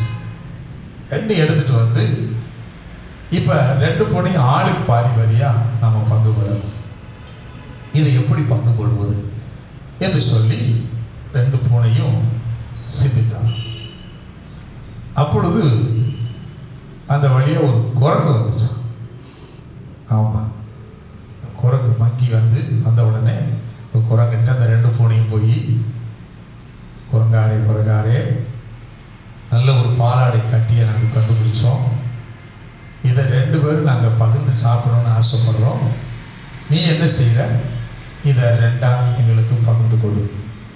எங்களுக்குள்ள ஒரு சில இதை பகிர்வதிலே கருத்து வேறுபாடு வருகிறது. 2 பூனைக்குள்ளே சண்டை வருது. எப்படி பகிர்வது என்று சொல்லி ஒரு கருத்து வேறுபாடு வருவதனாலே நீ இதை செஞ்சு கொடுக்கணும். உடனே அதை என்ன செய்ததா, குரங்கு ஒரு தராசு எடுத்து கொண்டு வந்து நிறுத்திடுச்சு. நல்ல காய்கறி நிற்பாங்கள்ல தராசு, அந்த மாதிரி தராசை கொண்டு வந்து நிப்பாட்டிட்டு, நான் உங்களுக்கு சரியாக பங்கு போட்டு தரேன் என்று சொல்லி இது 2ஆ பிரித்து இங்கிட்ட 1, இங்கிட்ட ஒரு பங்கு, இங்கிட்ட ஒரு பங்கு போட்டுச்சான். இப்போ தூக்கி நிறுத்தி பார்க்குது. ஒரு சைடு பார்த்தீங்கன்னா கொஞ்சம் கீழே இறங்கியிருக்குது. கீழே இறங்கின உடனே இந்த குரங்கு சொல்லிச்சா, இந்த சைடு அதிகமாக இறங்கியிருக்கு, இதை சரிப்படுத்தணும்னா இதுக்கு ஒரு வழி, இதோ நான் சரிப்படுத்துகிறேன் என்று சொல்லி இதனுடைய மீதி, அதாவது சரிப்படுத்துறதுக்குரிய காரியத்தை எடுத்து கொஞ்சம் நான் கடிச்சிட்டு வச்சேன்னா அது சரியாகும் அப்படின்னு சொல்லி கொஞ்சம் கடிச்சிட்டு அவங்க வச்சுச்சான். வச்ச உடனே இந்த சைடு உள்ள பாலாடை கட்டி கீழே இறங்கிச்சான். உடனே இந்த இது சைடு இறங்குறதே என்று சொல்லி இதையும் எடுத்து என்ன செய்தான், ஒரு பக்கம் கடிச்சு சரிப்படுத்துன்னு வச்சா. அப்புறம் இந்த சைடு இறங்க, இந்த சைடு இறங்க, இந்த சைடு இறங்க, கடைசியில் பார்த்தீங்கன்னா இறங்குது என்று சொல்லி இந்த குரங்கு எல்லாத்தையும் சாப்பிட்டுச்சு. ஒன்றுமே இல்லாமல் போச்சு. இப்போ இந்த 2 பூனையும் என்ன செய்து பரிதாபம் பார்க்க, குரங்கு சொல்லிச்சான், வேற ஒரு நல்ல பாலாடை கட்டியை கொண்டு வாங்க, நான் திரும்ப உங்களுக்கு நல்லா பண்ணி தரேன் என்று சொல்லிச்சான். அப்போ அந்த பூனை 2 வேதனையோடு கூட திரும்பி வந்து 2 பேசிச்சான். நம்ம ஒன்று நீ சாப்பிட்ருக்கணும், இல்லை நான் சாப்பிட்ருக்கணும், இல்லை உனக்கு கொஞ்சம் அதிகமாக போனால் பரவாயில்ல, எனக்கு கொஞ்சம் அதிகமாக போனால் பரவாயில்ல என்று சொல்லி இந்த குரங்கு கையில் ஒன்றே கொடுத்துட்டோமே, ஒன்றுமே புசிக்க முடியாமல் போச்சு என்று சொல்லி வேதனையோடு போச்சான். இனிமேல் நாம் எந்தது கிடைச்சாலும் யாருக்கிட்டையும் கொடுக்காம நம்மளே முன்ன பின்ன ஆனாலும் பங்குகளை ஏற்றுக்கொண்டு நாம் சரியாய் வாழ்வோம் என்று சொல்லி புத்தியோடு போச்சான். எவ்வளோ பாருங்க அந்த ஒரு காரியம். அதுபோல தான் இன்னைக்கு நம்முடைய வாழ்க்கையில சொத்துக்களை பிரிக்கும் பொழுது, பங்குகளை பிரிக்கும் பொழுது முன்ன பின்ன ஆனாலும் அதை கொஞ்சம் கண்டுகொள்ளாமல் இருந்தீங்கன்னா அது உங்களுக்கு ஆசீர்வாதம். இப்படி ஏதாவது நடுமையத்துக்கு போனீங்கன்னா எல்லாத்தையும் நீங்கள் என்ன செய்ய வேண்டி வரும், இழக்க வேண்டிய ஒரு சூழ்நிலை உருவாகும். கையோர்த்து வரல சொல்லுவோம், அல்லேலூயா அல்லேலூயா அல்லேலூயா அல்லேலூயா. ஸோ முதலாவதாக வேதம் நமக்கு கற்றுக் கொடுத்த அருமையான ஒரு பாடம். தகப்பனிடத்தில் என்ன செய்யாதீங்க, தாய் தகப்பனிடத்தில் பங்கு கேட்காதீங்க, ஏற்ற வேலை வரைக்கும் பொறுமையாய் காத்திருங்க, முன்ன பின்ன இருந்தாலும் என்ன செய்யுங்க, விட்டு கொடுக்கிறவர்களாய் காணப்படுங்க. ஆமென். இரண்டாவதாக லூக்கா 15ஆம் அதிகாரம் 13வது வசனத்தில் சொல்லப்பட்ட ஒரு காரியம். சில நாளைக்கு பின்பு இளைய மகன் எல்லாவற்றையும் சேர்த்து கொண்டு தூர தேசத்துக்கு புறப்பட்டு போய் அங்கே துன்மார்க்கமாய் ஜீவனம் பண்ணி தன் ஆசையை அடித்து போட்டான். இரண்டாவதாக இந்த வசனத்திலிருந்து நாம் கற்றுக்கொள்ளக்கூடிய காரியம், தூர தேசத்துக்கு போனதுனால தான் அவனுக்கு பிரச்சனை வந்திருக்கு. தூரமா போயிட்டான். இப்போ தூரமா போனதுனால தான் எல்லாத்தையும் இழந்தனால, முதல்ல ஆஸ்தியை பிரித்ததுனால தான் அவன் சொத்தனா அவனை விட்டு இழந்துட்டான். ரெண்டாவது அவன் தூரமாய் போனான். அப்ப ரெண்டாவது பாடம், தூர தேசம் போகாதே. தேவ பிள்ளையே, தூர தேசம் போகாதே, கொஞ்சம் தூரமா போகாத. கர்த்தரைத்தான் கற்றுக் கொடுக்கிறான். இரண்டாவது இளைய மகன் தகப்பன் தனக்கு கொடுத்த நல்ல நிலங்களை எல்லாம் விற்று அதை சேர்த்து கொண்டு அவன் தூரமாய் போய்விட்டான். தேவ பிள்ளை, லேவியாம் 25:23 சொல்கிறது, தேசம் என்னுடையதாய் இருக்கிறபடியினால் நீங்கள் நிலங்களை அறுதியாய் விற்க வேண்டாம் என்று சொல்லப்பட்டிருக்கிறது. ஆண்டவர் உங்களுக்கு, உன் தகப்பன் அவர்களுக்கு நல்ல நிலத்தை கொடுத்திருக்காங்க, வீடுகளை கொடுத்திருக்காங்க. உடனே அறுதி பருதியா விற்காதேங்கிறாங்க. எதை கெடுத்தாலும் உடனே விற்று இந்த காரியங்களை செயல்படுத்துவதை முதலாவது கொஞ்சம் நிறுத்துங்க. அறிபடியாக விற்க வேண்டும். ஒரு இடங்களை நீங்கள் விற்க வேண்டும் என்றால் அதை விற்கும் பொழுது அந்த பணத்தை இன்னொரு இடத்துல முதலீடு பண்ணுங்க. இன்னொரு காரியங்களுக்கு முதலீடு பண்ணத்தக்கதாக. ஒரு வீடை விற்கிறோம் என்றால் இன்னொரு வீடு வாங்கணும். ஒரு நிலத்தை விற்கிறோம் என்றால் இன்னொரு நிலம் வாங்கணும். ஒரு காரியம் விற்கிறோம் என்றால் ஏதோ ஒரு நன்மையான காரியங்களுக்கு பயன்படுத்தப்படுவதற்காக விற்க வேண்டும். அதிகமாக விற்பதற்கு பிரயாசப்படாமல் இப்படிப்பட்ட காரியம் தன் பிற்காலத்தில் அந்த இடங்களை விற்று ஒரு இடங்களை நிலம் வாங்குகிறோம். அந்த நிலத்தை விற்று நாம் என்ன செய்கிறோம், நல்ல விலைக்கு போன விற்று ஒரு இடத்துல வீடு கட்டலாம், அப்படி விற்கலாம். ஆனால் தேவையில்லாத காரியங்களை வீணாக நாம் என்ன செய்யக்கூடாது, விற்கக்கூடாது. அப்படித்தான் வேதம் சொல்லுது. அறிபடியாக என்ன செய்ய வேண்டாம், விற்க வேண்டாம். விற்று மாத்திரமல்ல எல்லாத்தையும் சேர்த்து கொண்டு அவன் என்ன செய்தான், தூரம் போய்விட்டான். நல்ல விளைகிற நிலத்தை நல்ல விளைஞ்ச நிலம் தகப்பனுக்கு எவ்வளோ வேதனையாக இருக்கு. ஐயோ நல்ல வயல் நிலமாச்சு, இது பங்களாவை திரும்ப திரும்ப அந்த வயலில் கதிர்களை போற்று விதைகளை போற்றால் நல்ல கதிர் வருமே, வாழ்க்கைக்கு முழுவதும் ஆகாரம் தேவை போதுமானதாக இருக்குமே என்று சொல்லி தகப்பன் வேதனைப்படுகிறான். இவனோ நல்ல நிலங்களை நல்ல இடங்களை விற்று எல்லாம் சேர்த்து கொண்டு தூரமாய் போகப்பட்டான். தேவ பிள்ளையை தகப்பனை விட்டு தூரமாய் போக பிரயாசப்படாது. பரம தகப்பனை விட்டு தூரமாய் போக பிரயாசப்படாது. ஆண்டவரை விட்டு தூரமாய் போக பிரயாசப்படாது. தூரமாய் போகுது என்றால் தேவனை விட்டு பிரிந்து போகிற ஒரு அனுபவம், பரம தகப்பனை விட்டு பிரிந்து போகிற ஒரு காரியம். அப்படி போனதினாலதான் இளைய குமாரனுக்கு என்ன நடந்தது என்பதை வேதம் நமக்கு கற்றுக் கொடுக்கிறதா இருக்கிறது. ஆண்டவர் விட்டு தூரம் போகாதீங்க. தகப்பனை விட்டு தூரம் போகாத. தகப்பன் கொடுத்த ஆசீர்வாதம் போதும் என்று அந்த ஆசீர்வாதத்தை எடுத்துக்கொண்டு நீ தூரம் போகும் பொழுது அந்த ஆசீர்வாதங்கள் எல்லாவற்றையும் இழக்கக்கூடிய சூழ்நிலை உருவாகும். தூரமாய் போன மத்தேயு 26 58 வசனம், மார்க்கு 14:54, லூக்கா 23:54 சொல்லப்பட்டிருக்கிறது. தூரம் சென்ற பேதுருவின் நிலை. ஆண்டவர் இயேசுவை விட்டு கொஞ்சம் தூரம் போயிட்டான். பேதுரு கொஞ்சம் தூரம் போய்விட்டான். ஆண்டவர் விட்டு அவனின் அன்பை விட்டு அவன் தூரம் போனான். தூரத்திலே அவருக்கு பின் சென்று அரண்மனைக்குள்ளே அவன் கடந்து போகிறான். அங்கே போய் உட்கார்ந்து இருக்கிறான். அங்கே பார்க்கிற ஒரு வேலைக்காரி அவளை பார்த்து நீ கிறிஸ்துவோடு கூட இயேசுவோடு இருந்தவன் தானே என்று சொன்ன பொழுது தூரமாய் போனதினாலே ஆண்டவரை மறுதலிக்கிற ஒரு நிலைக்கு உட்பானான். அது மாத்திரமல்ல, அவர் எனக்கு தெரியாது என்று சத்தியம் பண்ணவும் சபிக்கவும் பண்ணவும் அவன் தொடங்கினான் என்று வேதம் சொல்கிறது. ஆண்டவர் விட்டு தூரம் போகும் பொழுது கிறிஸ்துவை மறுதலிக்கிற ஒரு நிலை. தகப்பனை விட்டு தூரம் போனா மறுதலிக்கிற ஒரு நிலைக்கு நேராய் கடந்து போவாய். நகோமி சொல்லப்படும் நகோமி ரூத் புஸ்தகம் 1 வசனம் சொல்லுகிறது. அவர் மோவாப் தேசத்துக்கு தூரமாய் போனார். அவர் போகும் பொழுது நிறைவானவளாய் போனார். வசதியோடு கூட போனார். ஐஸ்வர்யத்தோடு கூட போனார்.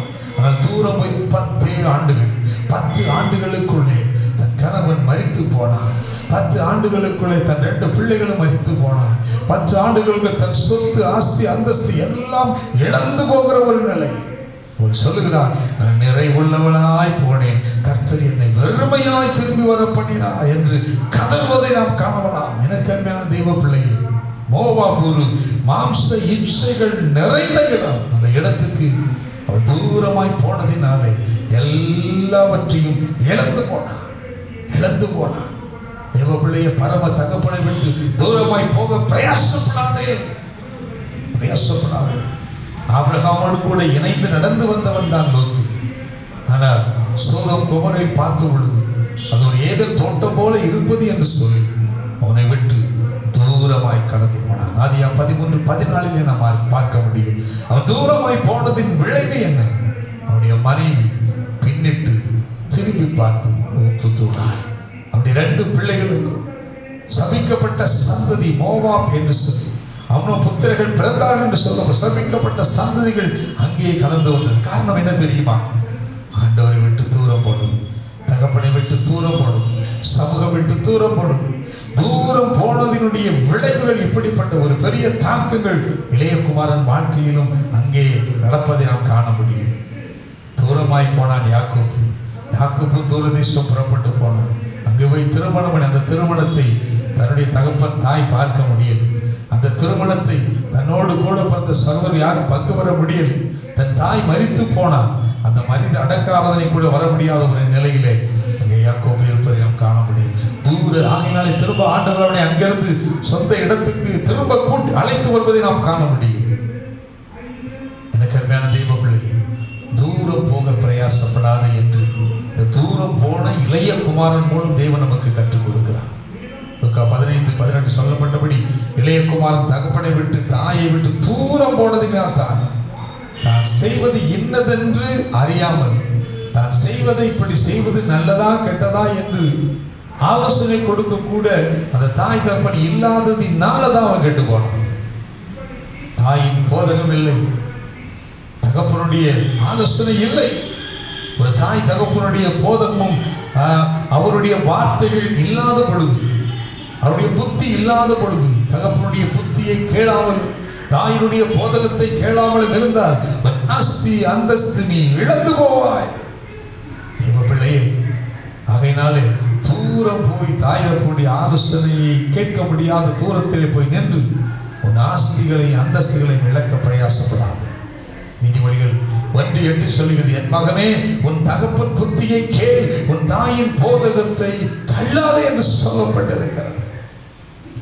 தகப்பனுடைய புத்தியை அவன் கேட்காம அந்த இளைய குமாரன் தூரமாய் போனதினாலே அவன் பெற்றிருந்த அத்தனை ஆஸ்திகள் பங்களில் அவன் இழந்து போனான். லேவியராகமம் 19ஆம் அதிகாரம் 3வது வசனம் சொல்கிறது, உங்களில் அவனவன் தன் தாய்க்கும் தன் தகப்பனுக்கும் பயந்திருங்கள் என்று சொல்லப்பட்டிருக்கிறது. தாய் தகப்பனுக்கு பயந்து செபிக்கும் பொழுது தூரம் நிச்சயமாய் போக மாட்டோம். தூரமாய் போய் எல்லாவற்றையும் இழக்க வேண்டிய அவசியமே இல்லை. தேவ பிள்ளையை தேவனை விட்டு தூரம் போகாதே, சபையை விட்டு தூரம் போகாதே, ஆண்டவருடைய ஆலயத்தை விட்டு தூரம் போகாதே, தேவ சமூகத்தை விட்டு தூரம் போகாதே. பிரிந்து போகிறவன் தன் இச்சைகளை நிறைவேற்றும்படியாகவே அவன் தூரத்திலே போகிறான். இச்சைகள் நிறைவேற்றும்படியாக யோபு சொல்வான், யோபு 21:16 துன்மார்க்கரின் ஆலோசனை எனக்கு தூரமாய் போவதாக. துன்மார்க்கருடைய ஆலோசனை வேணாம், துன்மார்க்கருடைய ஆலோசனை தூரப்படுத்துவேன் என்று சொல்லி அவர்கள் ஆலோசனையை அவன் ஏற்றுக்கொள்ளவே இல்லை. அவர்கள் ஆலோசனை கேட்டிருப்பானே என்றால் யோபுவும் அவர்களோடு கூட தூரமாய் போய் ஆண்டை விட்டு பிரிந்து போயிருப்பான். வெட்டிப்பானே ஆசீர்வாதத்தை அவன் இழந்திருப்பான், தேவ அன்பை இழந்திருப்பான். தேவ பிள்ளையே, தூரம் போறத கொஞ்சம் நிறுத்திக்கும். சங்கீதம் 73:27 சொல்கிறது, இதோ உம்மை விட்டு தூரமாய் போகிறவர்கள்.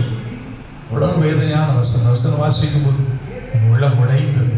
இப்படிப்பட்ட வார்த்தை, ஆண்டவரே உம்மை விட்டு தூரம் போகிறவர்களுக்கு சம்பவிக்கக்கூடிய காரியம் எவ்வளவு பெரிய காரியமா என்று சொல்லி, ஆண்டவரே ஒருபோதும் இப்படிப்பட்ட நிலைக்குள்ளே எந்த ஒரு பிள்ளை கடந்து போக கூடாது என்று சொல்லி நான் உடனே செபிக்க ஆரம்பித்தேன். சங்கீதம் 73:27 சொல்லப்பட்டவன், இதோ உம்மை விட்டு தூரமாய் போகிறவர்கள் என்று சொல்லப்பட்ட ஒரு வார்த்தை உள்ளம் உடைகிறது. எப்படிப்பட்ட சூழ்நிலைக்கு நேராக தள்ளப்படுகிற அனுபவம் பாருங்கள். தெய்வ பிள்ளையை, தேவன் தரும் ஆசீர்வாதங்களை இழந்து விடாது. நீ விரும்புகிற அநித்தியமான பாவ சந்தோஷம் உன்னை எங்கே கொண்டு போய் நிறுத்தி இருக்கிறது என்பதை நினைத்துப்பா. நீ எடுத்த மூடத்தனமான முடிவு உன் வாழ்வை எங்கே கொண்டு போய் நிறுத்தும் என்பதை வேதத்தின் மூலம் அறிந்து கொள். யோபு 20:4 சொல்லுகிறது, மாயக்காரனின் சந்தோஷம் ஒரு நிமிஷம்தான். நீதிமொழிகள் 15:21 சொல்லுகிறது, மூடத்தன புத்தியனுக்கு சந்தோஷம்தான். எபிரேயர் 11:25 சொல்லுகிறது, இது ஒரு அநித்தியமான பாவ சந்தோஷம். இதன் முடிவு உன் எல்லாவற்றையும், உன் இளமை, வாலிபம், ஐஸ்வர்யம், கனம், மதிப்பு, மரியாதை, உன் குடும்பத்தினுடைய எல்லா கனத்தையும் அது இழக்க செய்கிறதா இருக்கிறது. துன்மார்க்கருடைய ஆலோசனை கேட்டு தூரமாய் கடந்து போகிறவருடைய நிலை எல்லாவற்றையும் இழந்துடுறேன். உனக்கு இருக்கக்கூடிய ஒரு கனம் உனக்கு இருக்கு, உன் வீட்டில் உனக்கு இருக்கக்கூடிய கனம் உன்னுடைய குடும்பத்தில் இருக்குது. குடும்பத்தை விட்டு தூரமாய் போக அந்த கனத்தை நீ இழந்து போகிறாய். தேவனுடைய சமூகத்தை விட்டு, பரம தகப்பன் உனக்கு கொடுத்திருக்கூடிய ஸ்தானத்தை விட்டு நீ தூரமாய் போகும் பொழுது ஏதோ அநித்தியமான பாவ சந்தோஷத்தை அனுபவிக்கும்படியால் கடந்து போன இளைய குமாரனுடைய வாழ்க்கை எல்லாவற்றையும் இழந்தது போல எனக்கு அருமையான பிள்ளையே, நேர் வழியிலே சகல விதமான நன்மைகளை நீ பெற்றுக்கொள்ளும் பொழுது தேவன் நேர்வழியான ஆசீர்வாதத்தை உனக்கு கொடுப்பார். அது நித்தியமாய் நிரந்தரமாய் இருக்கும். அதை விட்டு அநித்தியமான பாவ சந்தோஷத்தை தேடி நீ ஓடுவாய் என்று சொன்னார். தாய் தகப்பனை விட்டு தூரம் போவாய் என்று சொன்னார். இப்பொழுதே கர்த்தர் சொல்கிறார், நீ மனம் திரும்பி விடு, மனம் திரும்பி வந்துவிடு. லூக்கா 15:10 ஆண்டவர் சொல்ற வார்த்தை இதுதான். மனம் திரும்புகிற ஒரு பாவியினும் தேவனுடைய தூதருக்கு முன்பாக சந்தோஷம் உண்டாயிருக்கிறது என்று உங்களுக்கு சொல்லுகிறேன். ஒரு மனம் திரும்புங்க. இனி என் பெற்றோரை விட்டு, என் குடும்பத்தை விட்டு, சமூகத்தை விட்டு, பரலோக தகப்பனை விட்டு, ஆவிக்குரிய தகப்பனை விட்டு, ஆவிக்குரிய தாயை விட்டு நான் தூரம் போக மாட்டேங்கிற ஒரு முடிவெடுத்துக்கொள். தேவன் உனக்கென்று வைத்துக்கூடிய ஆசீர்வாதங்களை ஒருபோதும் இழந்து போகாது. அல்லேலூயா, அல்லேலூயா. மூன்றாவதாக லூக்கா 15:13 வசனத்திலே சொல்லப்பட்ட பின்பகுதி, சில நாளைக்கு பின்பு இளையவன் எல்லாவற்றையும் சேர்த்து கொண்டு தூர தேசத்துக்கு புறப்பட்டு போய் என்ன செய்தாராம்? துன்மார்க்கமாய் ஜீவனம் பண்ணி தன் ஆஸ்தியை அடித்து போட்டான். மூன்றாவது காரியம், துன்மார்க்கமாய் ஜீவியம் செய்ய விரும்பாதே. மூன்றாவது காரியம் என்ன? கற்றுக்கொள்ளக்கூடிய பாடம், துன்மார்க்கமாய் ஜீவியம் செய்ய விரும்பாதே. தூர தேசத்துக்கு புறப்பட்டு போய் துன்மார்க்கமாய் ஜீவனம் பண்ணி தன் ஆசை அடித்து போட்டான். He wasted his position with the prodigal living. துன்மார்க்கமான ஒரு வாழ்க்கை எல்லாவற்றையும் இழக்க செய்யும். எல்லாம் இழந்துடும். தேவன் உனக்கு கொடுத்தக்கூடிய ஆசீர்வாதங்களை வைத்து அதை துன்மார்க்கமான ஒரு காரியத்துக்கு செலவழிக்காதே, செலவழிக்க பிரயாசப்படாதே. சாமுவேல் 2:9 சொல்கிறது, துன்மார்க்கர் இருளிலே மௌனமாவார்கள் என்று சொல்லப்பட்டிருக்கிறது. துன்மார்க்கனுடைய செயல்பாடுகள் இருளுக்குரிய காரியங்களாக இருக்கும், இருளின் அதிகாரங்களுக்குரிய காரியங்களாக இருக்கும், உன் ஆஸ்திகள் அழியத்தக்கதான காரியங்களாக இருக்கும். அவனுடைய கேரக்டர் எப்படி இருக்கும்? தன் உள்ளம் இச்சித்ததை நிறைவேற்றத்தக்கதாக இருக்குமா? சங்கீதம் 10:3 சொல்லப்பட்டிருக்கிறது, துன்மார்க்கன் தன் உள்ளம் இச்சித்ததை பெற்றதினால் பெருமை பாராட்டுகிறான். இன்னைக்கு மனசுல என்ன நினைக்கிறோமோ அதை வாங்குறது. என்ன துன்மார்க்கமான ஜீவனம் என்று சொன்னான். ஒரு இடத்துக்கு போறோம், ஒரு கடைகளுக்கு போறோம், நல்லது, அங்கே பார்க்கக்கூடிய அத்தனை பொருட்களை இது எனக்கு வேணும், இது எனக்கு வேணும் என்று சொல்லி அதை வாங்கி கொண்டு வந்து வைப்பது. அந்த பொருள் வாங்குவதினாலே அது உன் வீட்டுக்கு தகுதியுடைய பொருளாக இருக்கிறதா என்று சிந்தித்து பார்க்க வேண்டும். ஏவ பிள்ளை எல்லா இடங்களும் பார்க்க பொருட்களை வாங்க வேண்டும் என்று நல்ல கவர்ச்சிகரமான திட்டங்களை சொல்லுவார்கள். நல்லது, அவர்கள் காரியங்களை பார்க்கிறார். ஆனால் நாமோ அப்படிப்பட்ட மாயினுடைய காரி தோற்றத்திலே தன் கண்களிலே சிக்கி விடாதபடிக்கு, அந்த மாயான தோற்றங்களை தன்னுடைய கண்களுடைய திரை பும்பங்களிலே அதை பிடிக்க விடாதபடிக்கு பாதுகாத்துக் கொள்ளுங்க. எச்சரிக்கையா இருங்க.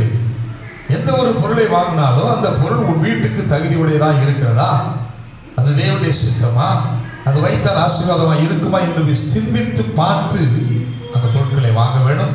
அதற்கென்று நாம் பணத்தை செலவழிக்க வேண்டும். ஏனென்றால் வீடு புத்தியினால் கட்டப்படும், ஞானத்தினால் கட்டப்படும். அறிவு தான் வீட்டை என்ன செய்யும்? அலங்கரிக்கும். அப்ப நம்மளுக்கு தேவன் கொடுத்த அறிவினாலே வீடுகளை அலங்கரிக்கணும். தேவன் கொடுத்த அறிவினாலே நமக்கு தேவையான பொருட்களை வாங்கணும். ஒழிய தேவையில்லாத பொருட்களை வாங்கி வாங்கி ஏண்ட இருக்கு இருக்கு இருக்கு என்று சொல்லி அதை குவித்து போடக்கூடாது. குவித்து போடக்கூடாது. தேவையில்லாத காரியங்களை வேஸ்டா வீணான பணத்தை கொண்டு போய் வீண் கரையம் பண்ணாது. உட்காந்து ஷோ பண்ணுங்க. ஆண்டவரே, என் வீட்டுக்கு எனக்கு என்ன பொருள் வாங்கணும், என் தேவையில்லை, எனக்கு நீ கொடுத்த பணத்தை, ஐஸ்வர்யத்தை, ஆசீர்வாதத்தை நான் இனி இழக்க மாட்டேன். இன்னையிலிருந்து ஒரு முடிக்கட்டு. சில பேர் வீட்டுக்கு போனீங்கன்னா மூட்டை மூட்டையாக கட்டி வச்சுருப்பாங்க. அந்த பொருள் வாங்கியிருக்கோம், என்கிட்ட எதுவுமே இல்லாத இல்லை, எல்லா பொருளும் இருக்கு இருக்கு இருக்கு என்ன இருக்கு, அதனால யூஸ் இருக்குதா? இல்லை. இப்போ யூஸ் இல்லாத பொருளை வாங்கி வாங்கி கட்டி கட்டி வைத்து நானும் வைத்திருக்கிறேன் என்று சொல்லி தேவனோட கொடுத்த ஐஸ்வர்யத்தை, ஆசீர்வாதத்தை ஏன் போட்டு கட்டி வச்சிருக்கீங்க? கட்டி வைக்காத. உனக்கு தேவையானது என்ன, அதை மட்டும் வாங்க. பிள்ளைகளையும் பழக்குங்க. பிள்ளைகளும் அப்படித்தான். எல்லாரும் மற்ற ஃப்ரெண்ட்ஸு அதை வாங்கினாங்க இதை வாங்கினான்னு சொல்லி நானும் வாங்குவேன் என்று சொல்லி அந்த வீணான பணங்களை வீண் பிரயாசம் செயல்படுத்தாதபடிக்கு பாதுகாக்க நீங்க பேசுங்க. பிள்ளைகிட்ட பேசுங்க. எது தேவை எது தேவையில்லை என்பதை பேசி கற்றுக் கொடுங்க. ஏனென்றால் வீணாகல அந்த பணங்களை அது ஒரு துன்மார்க்கமான அனுபவத்துக்கு நேராக கடந்து போகும். சொல்லுவேன், தேவையில்லாத பொருட்களை வாங்கி குவித்து வைப்பதும் அது ஒரு துன்மார்க்கமான ஒரு காரியம்தான், துன்மார்க்கமான ஒரு காரியம். இவன் சொல்லுவான், மூத்த குமாரன் சொல்லுவான் இளைய குமாரனை பார்த்து லூக்கா 15:30, வேசிகளிடத்தில் உம்முடைய ஆஸ்தியை அழித்து போட்டவன் என்று சொல்லுவான். ஆஸ்தியை எதில் போட்டிருக்கான்? வேசி என்று சொல்லப்பட்டிருக்கு. வேசித்தனமான ஒரு காரியம். நீதிமொழி 23:27 சொல்லப்பட்டிருக்கிறது, வேசி என்பது ஒரு ஆழமான படுகுழி. அது ஒரு பயங்கரமான ஒரு படுகுழி. ஆமா, அந்த படுகுழிக்குள்ள போய் விழுகிற அனுபவம். அப்ப தேவையில்லாத ஒரு பெரிய கடனை வாங்கி அதை செலுத்த முடியாமல் இருப்பது ஒரு பயங்கரமான ஒரு படுகொலையில் விழுந்துட்டேன். அந்த கடன் நிமித்தம் எல்லாமே போயிடும். நம்ம எவ்வளவு வேசித்தனம் வந்து இப்படியே நினைத்து கொண்டு இருக்கிறோம். சரீரப்பரம் அதுவும் ஒன்றுதான். ஆனால் வேசித்தனம், வேசி என்பது ஆழமான படுகொலி. அப்ப அநேக வசதிகளுக்கு, நாங்கள் வசதிகளுக்காக உலகத்தை அனித்தியமான பாவ சந்தோஷங்களை அனுபவிக்கும்படியாக தேவையில்லாமல் பெரிய கடன்களை வாங்கி அதை அனுபவிக்கும் போது அந்த குடியிலே நீ விழுந்து விடுகிறாய். அது நமக்கு தேவையில்லை. அப்படி பெரிய ஆடம்பரமான வாழ்க்கை நமக்கு தேவையில்லை. இருக்கிறதே போதும். ஆண்டு சொன்னால் இருக்கிறதே போதும். ஏற்ற வேலையில் கர்த்தர் நம்மை உயர்த்தும்படி அவருடைய கரத்தில் நம்ம என்ன செய்யணும்?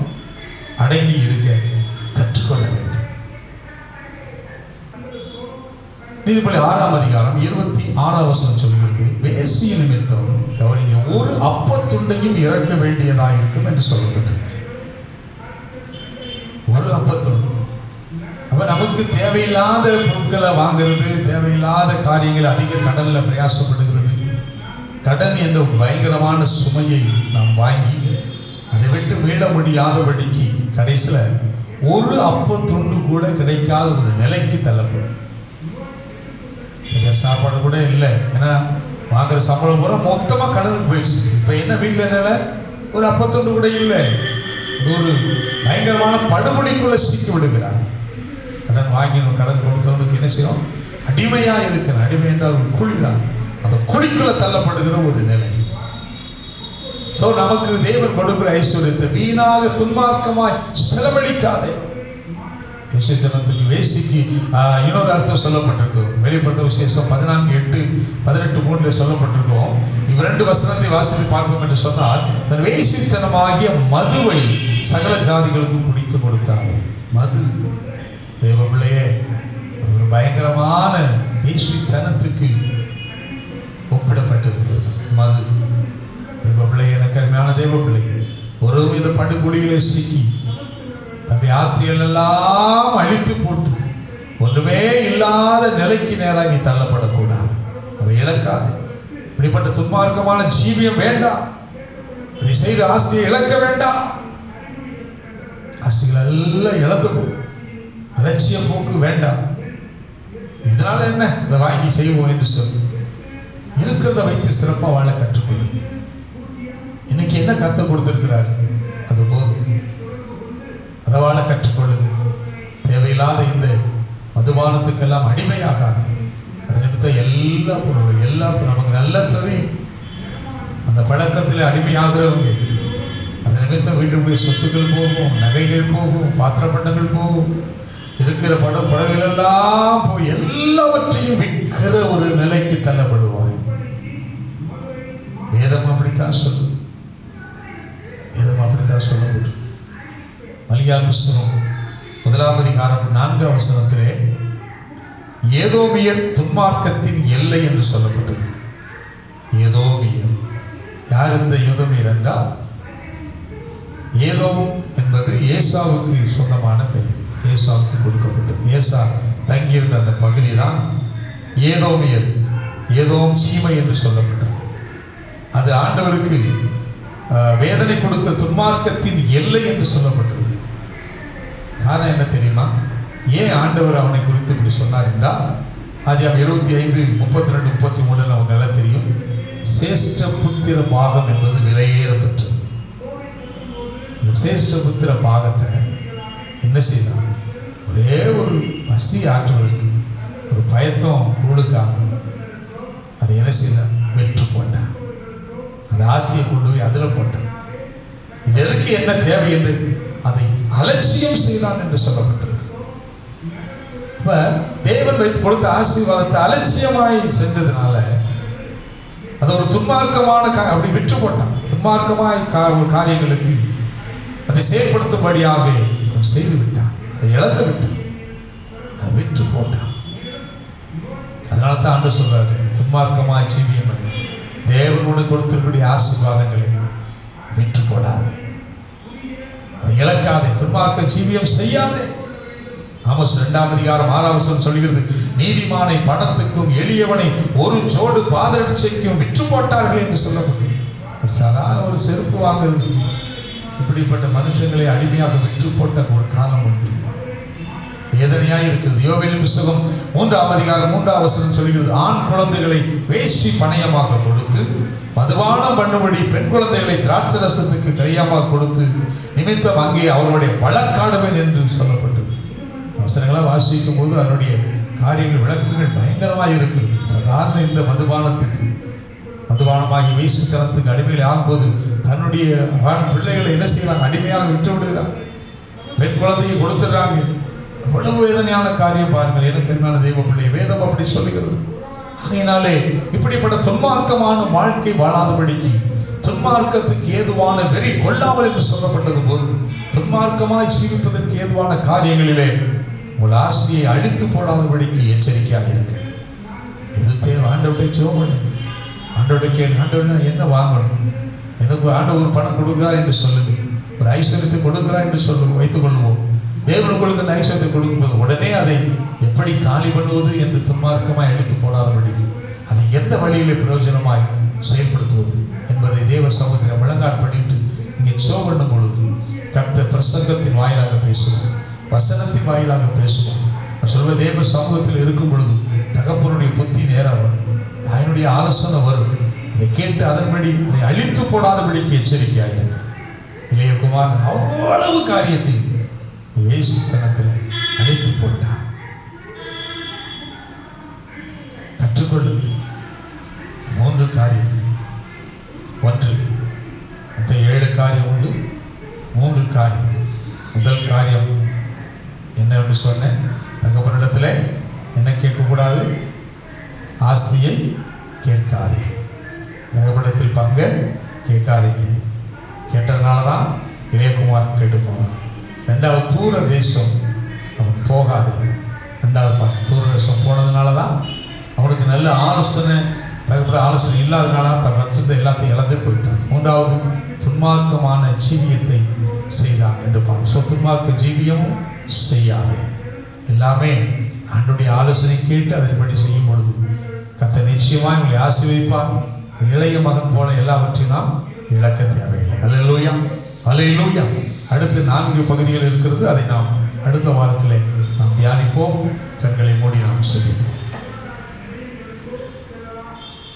பரிசுத்த பிதாவே, லூக்கா 15 சொல்லப்பட்ட இந்த அருமையான பகுதி நிமித்தம் இளைய குமாரனை காரியங்களை கற்றுக்கொள்ளுகிற இந்த விஷயத்தில் 3 காரியங்களை எங்களுக்கு கற்றுக் கொடுத்திருக்கிறீங்க. இனி நான் தாய் தகப்படத்தில் என் பங்கை கேட்க மாட்டேன், அவர்களா எப்பொழுது கொடுக்கிற வரைக்கும் நான் காத்திருப்பேன் என்று ஒரு உணர்வை ஒவ்வொரு பிள்ளைகளுக்கும் கட்டளையிடுக்காய் சொல்கிறோம். 2வது, தூர தேசம் போகாது என்று சொல்லும்போது தூரமாய் ஆண்டவரை விட்டு, சமூகத்தை விட்டு, சபையை விட்டு, ஐக்கியத்தை விட்டு, தகப்பனை விட்டு, பரம தகப்பனை விட்டு நான் தூரம் போக மாட்டேன். ஆண்டவரே, இந்த எண்ணத்தை கொடுக்காய் சொல்கிறோம். துன்மார்க்கமான ஜீவியம் செய்ய மாட்டேன் என்று முடிவெடுத்த அருமையான பிள்ளைகளை ஆண்டவரே, பிதா, குமாரன், பரிசுத்தாவின் நாமத்தினால் ஆசீர்வதிக்கிறேன். தேவ பிரசன்னம் பிள்ளைகளை சூழ்ந்து கொள்ள வேண்டும். வந்த ஒவ்வொரு பிள்ளைகளுடைய தேவைகள் எல்லாவற்றையும் ஆண்டவரே நீ சந்திக்கும்படி நான் சொல்லிக்கிறேன். வேதனையோடு, போராட்டத்தோடு, நெருக்கத்தோடு கூட இருக்கிற பிள்ளைகளுடைய எல்லா பிள்ளைகளுடைய தேவைகளை சந்திக்கும்படி நான் சொல்லிக்கிறேன். சந்திக்கும்படி சொல்லிக்கிறேன். குறைவுகள் எல்லாம் நிறைவாகட்டும். வியாதியோடு இருக்கிற பிள்ளைகள் இயேசுவின் நாமத்தினாலே இப்பொழுது இந்த இடத்திலிருந்து ஒரு வார்த்தை அனுப்பி, தேவனுடைய ஆலயத்திலிருந்து ஒரு வார்த்தை கடந்து போய் அவர்களை இப்பொழுது சுகமாக்கும்படி நான் சொல்லிக்கிறேன். சுகமளிக்கிற வல்லவன், குணமளிக்கிற வல்லவன் சரீரத்தில் இறங்குவதாக, புதிய பலன் உண்டாவதாக, தேவைகள் சந்திக்கப்படுவதாக. அப்பா, குடும்பத்தில் உள்ள அத்தனை காரியங்களை சந்திக்கும்படி சொல்லிக்கிறேன். இயேசு கிறிஸ்துவின் நாமத்தில் ஜெபிக்கிறோம் ஜீவனுள்ள நல்ல பிதாவே, ஆமென் ஆமென். சேர்ந்து சொல்வோம், என் ஆத்துமாவை கர்த்தரை ஸ்தோத்திரி, என் முழு உளமடி பரிசுத்த நாமத்தை ஸ்தோத்திரி. என் ஆத்துமாவை கர்த்தரை ஸ்தோத்திரி, கர்த்தர் செய்த சகல பாரங்களையும் மறவாதே. ஆமென். நம்முடைய கர்த்தராகிய இயேசு கிறிஸ்துவின் கிருபையும் பிதாவாகிய தேவனுடைய அன்பும் தூய ஆவியானவருடைய அன்பினைக்கு வருகிறது. என்னோட சதா காலம் நம்மளோடு கூட தங்கி தாமரிப்பதாக. ஆமென் ஆமென். உதவி வச்சு சொல்வோம், அல்லேலூயா அல்லேலூயா அல்லேலூயா. God bless you.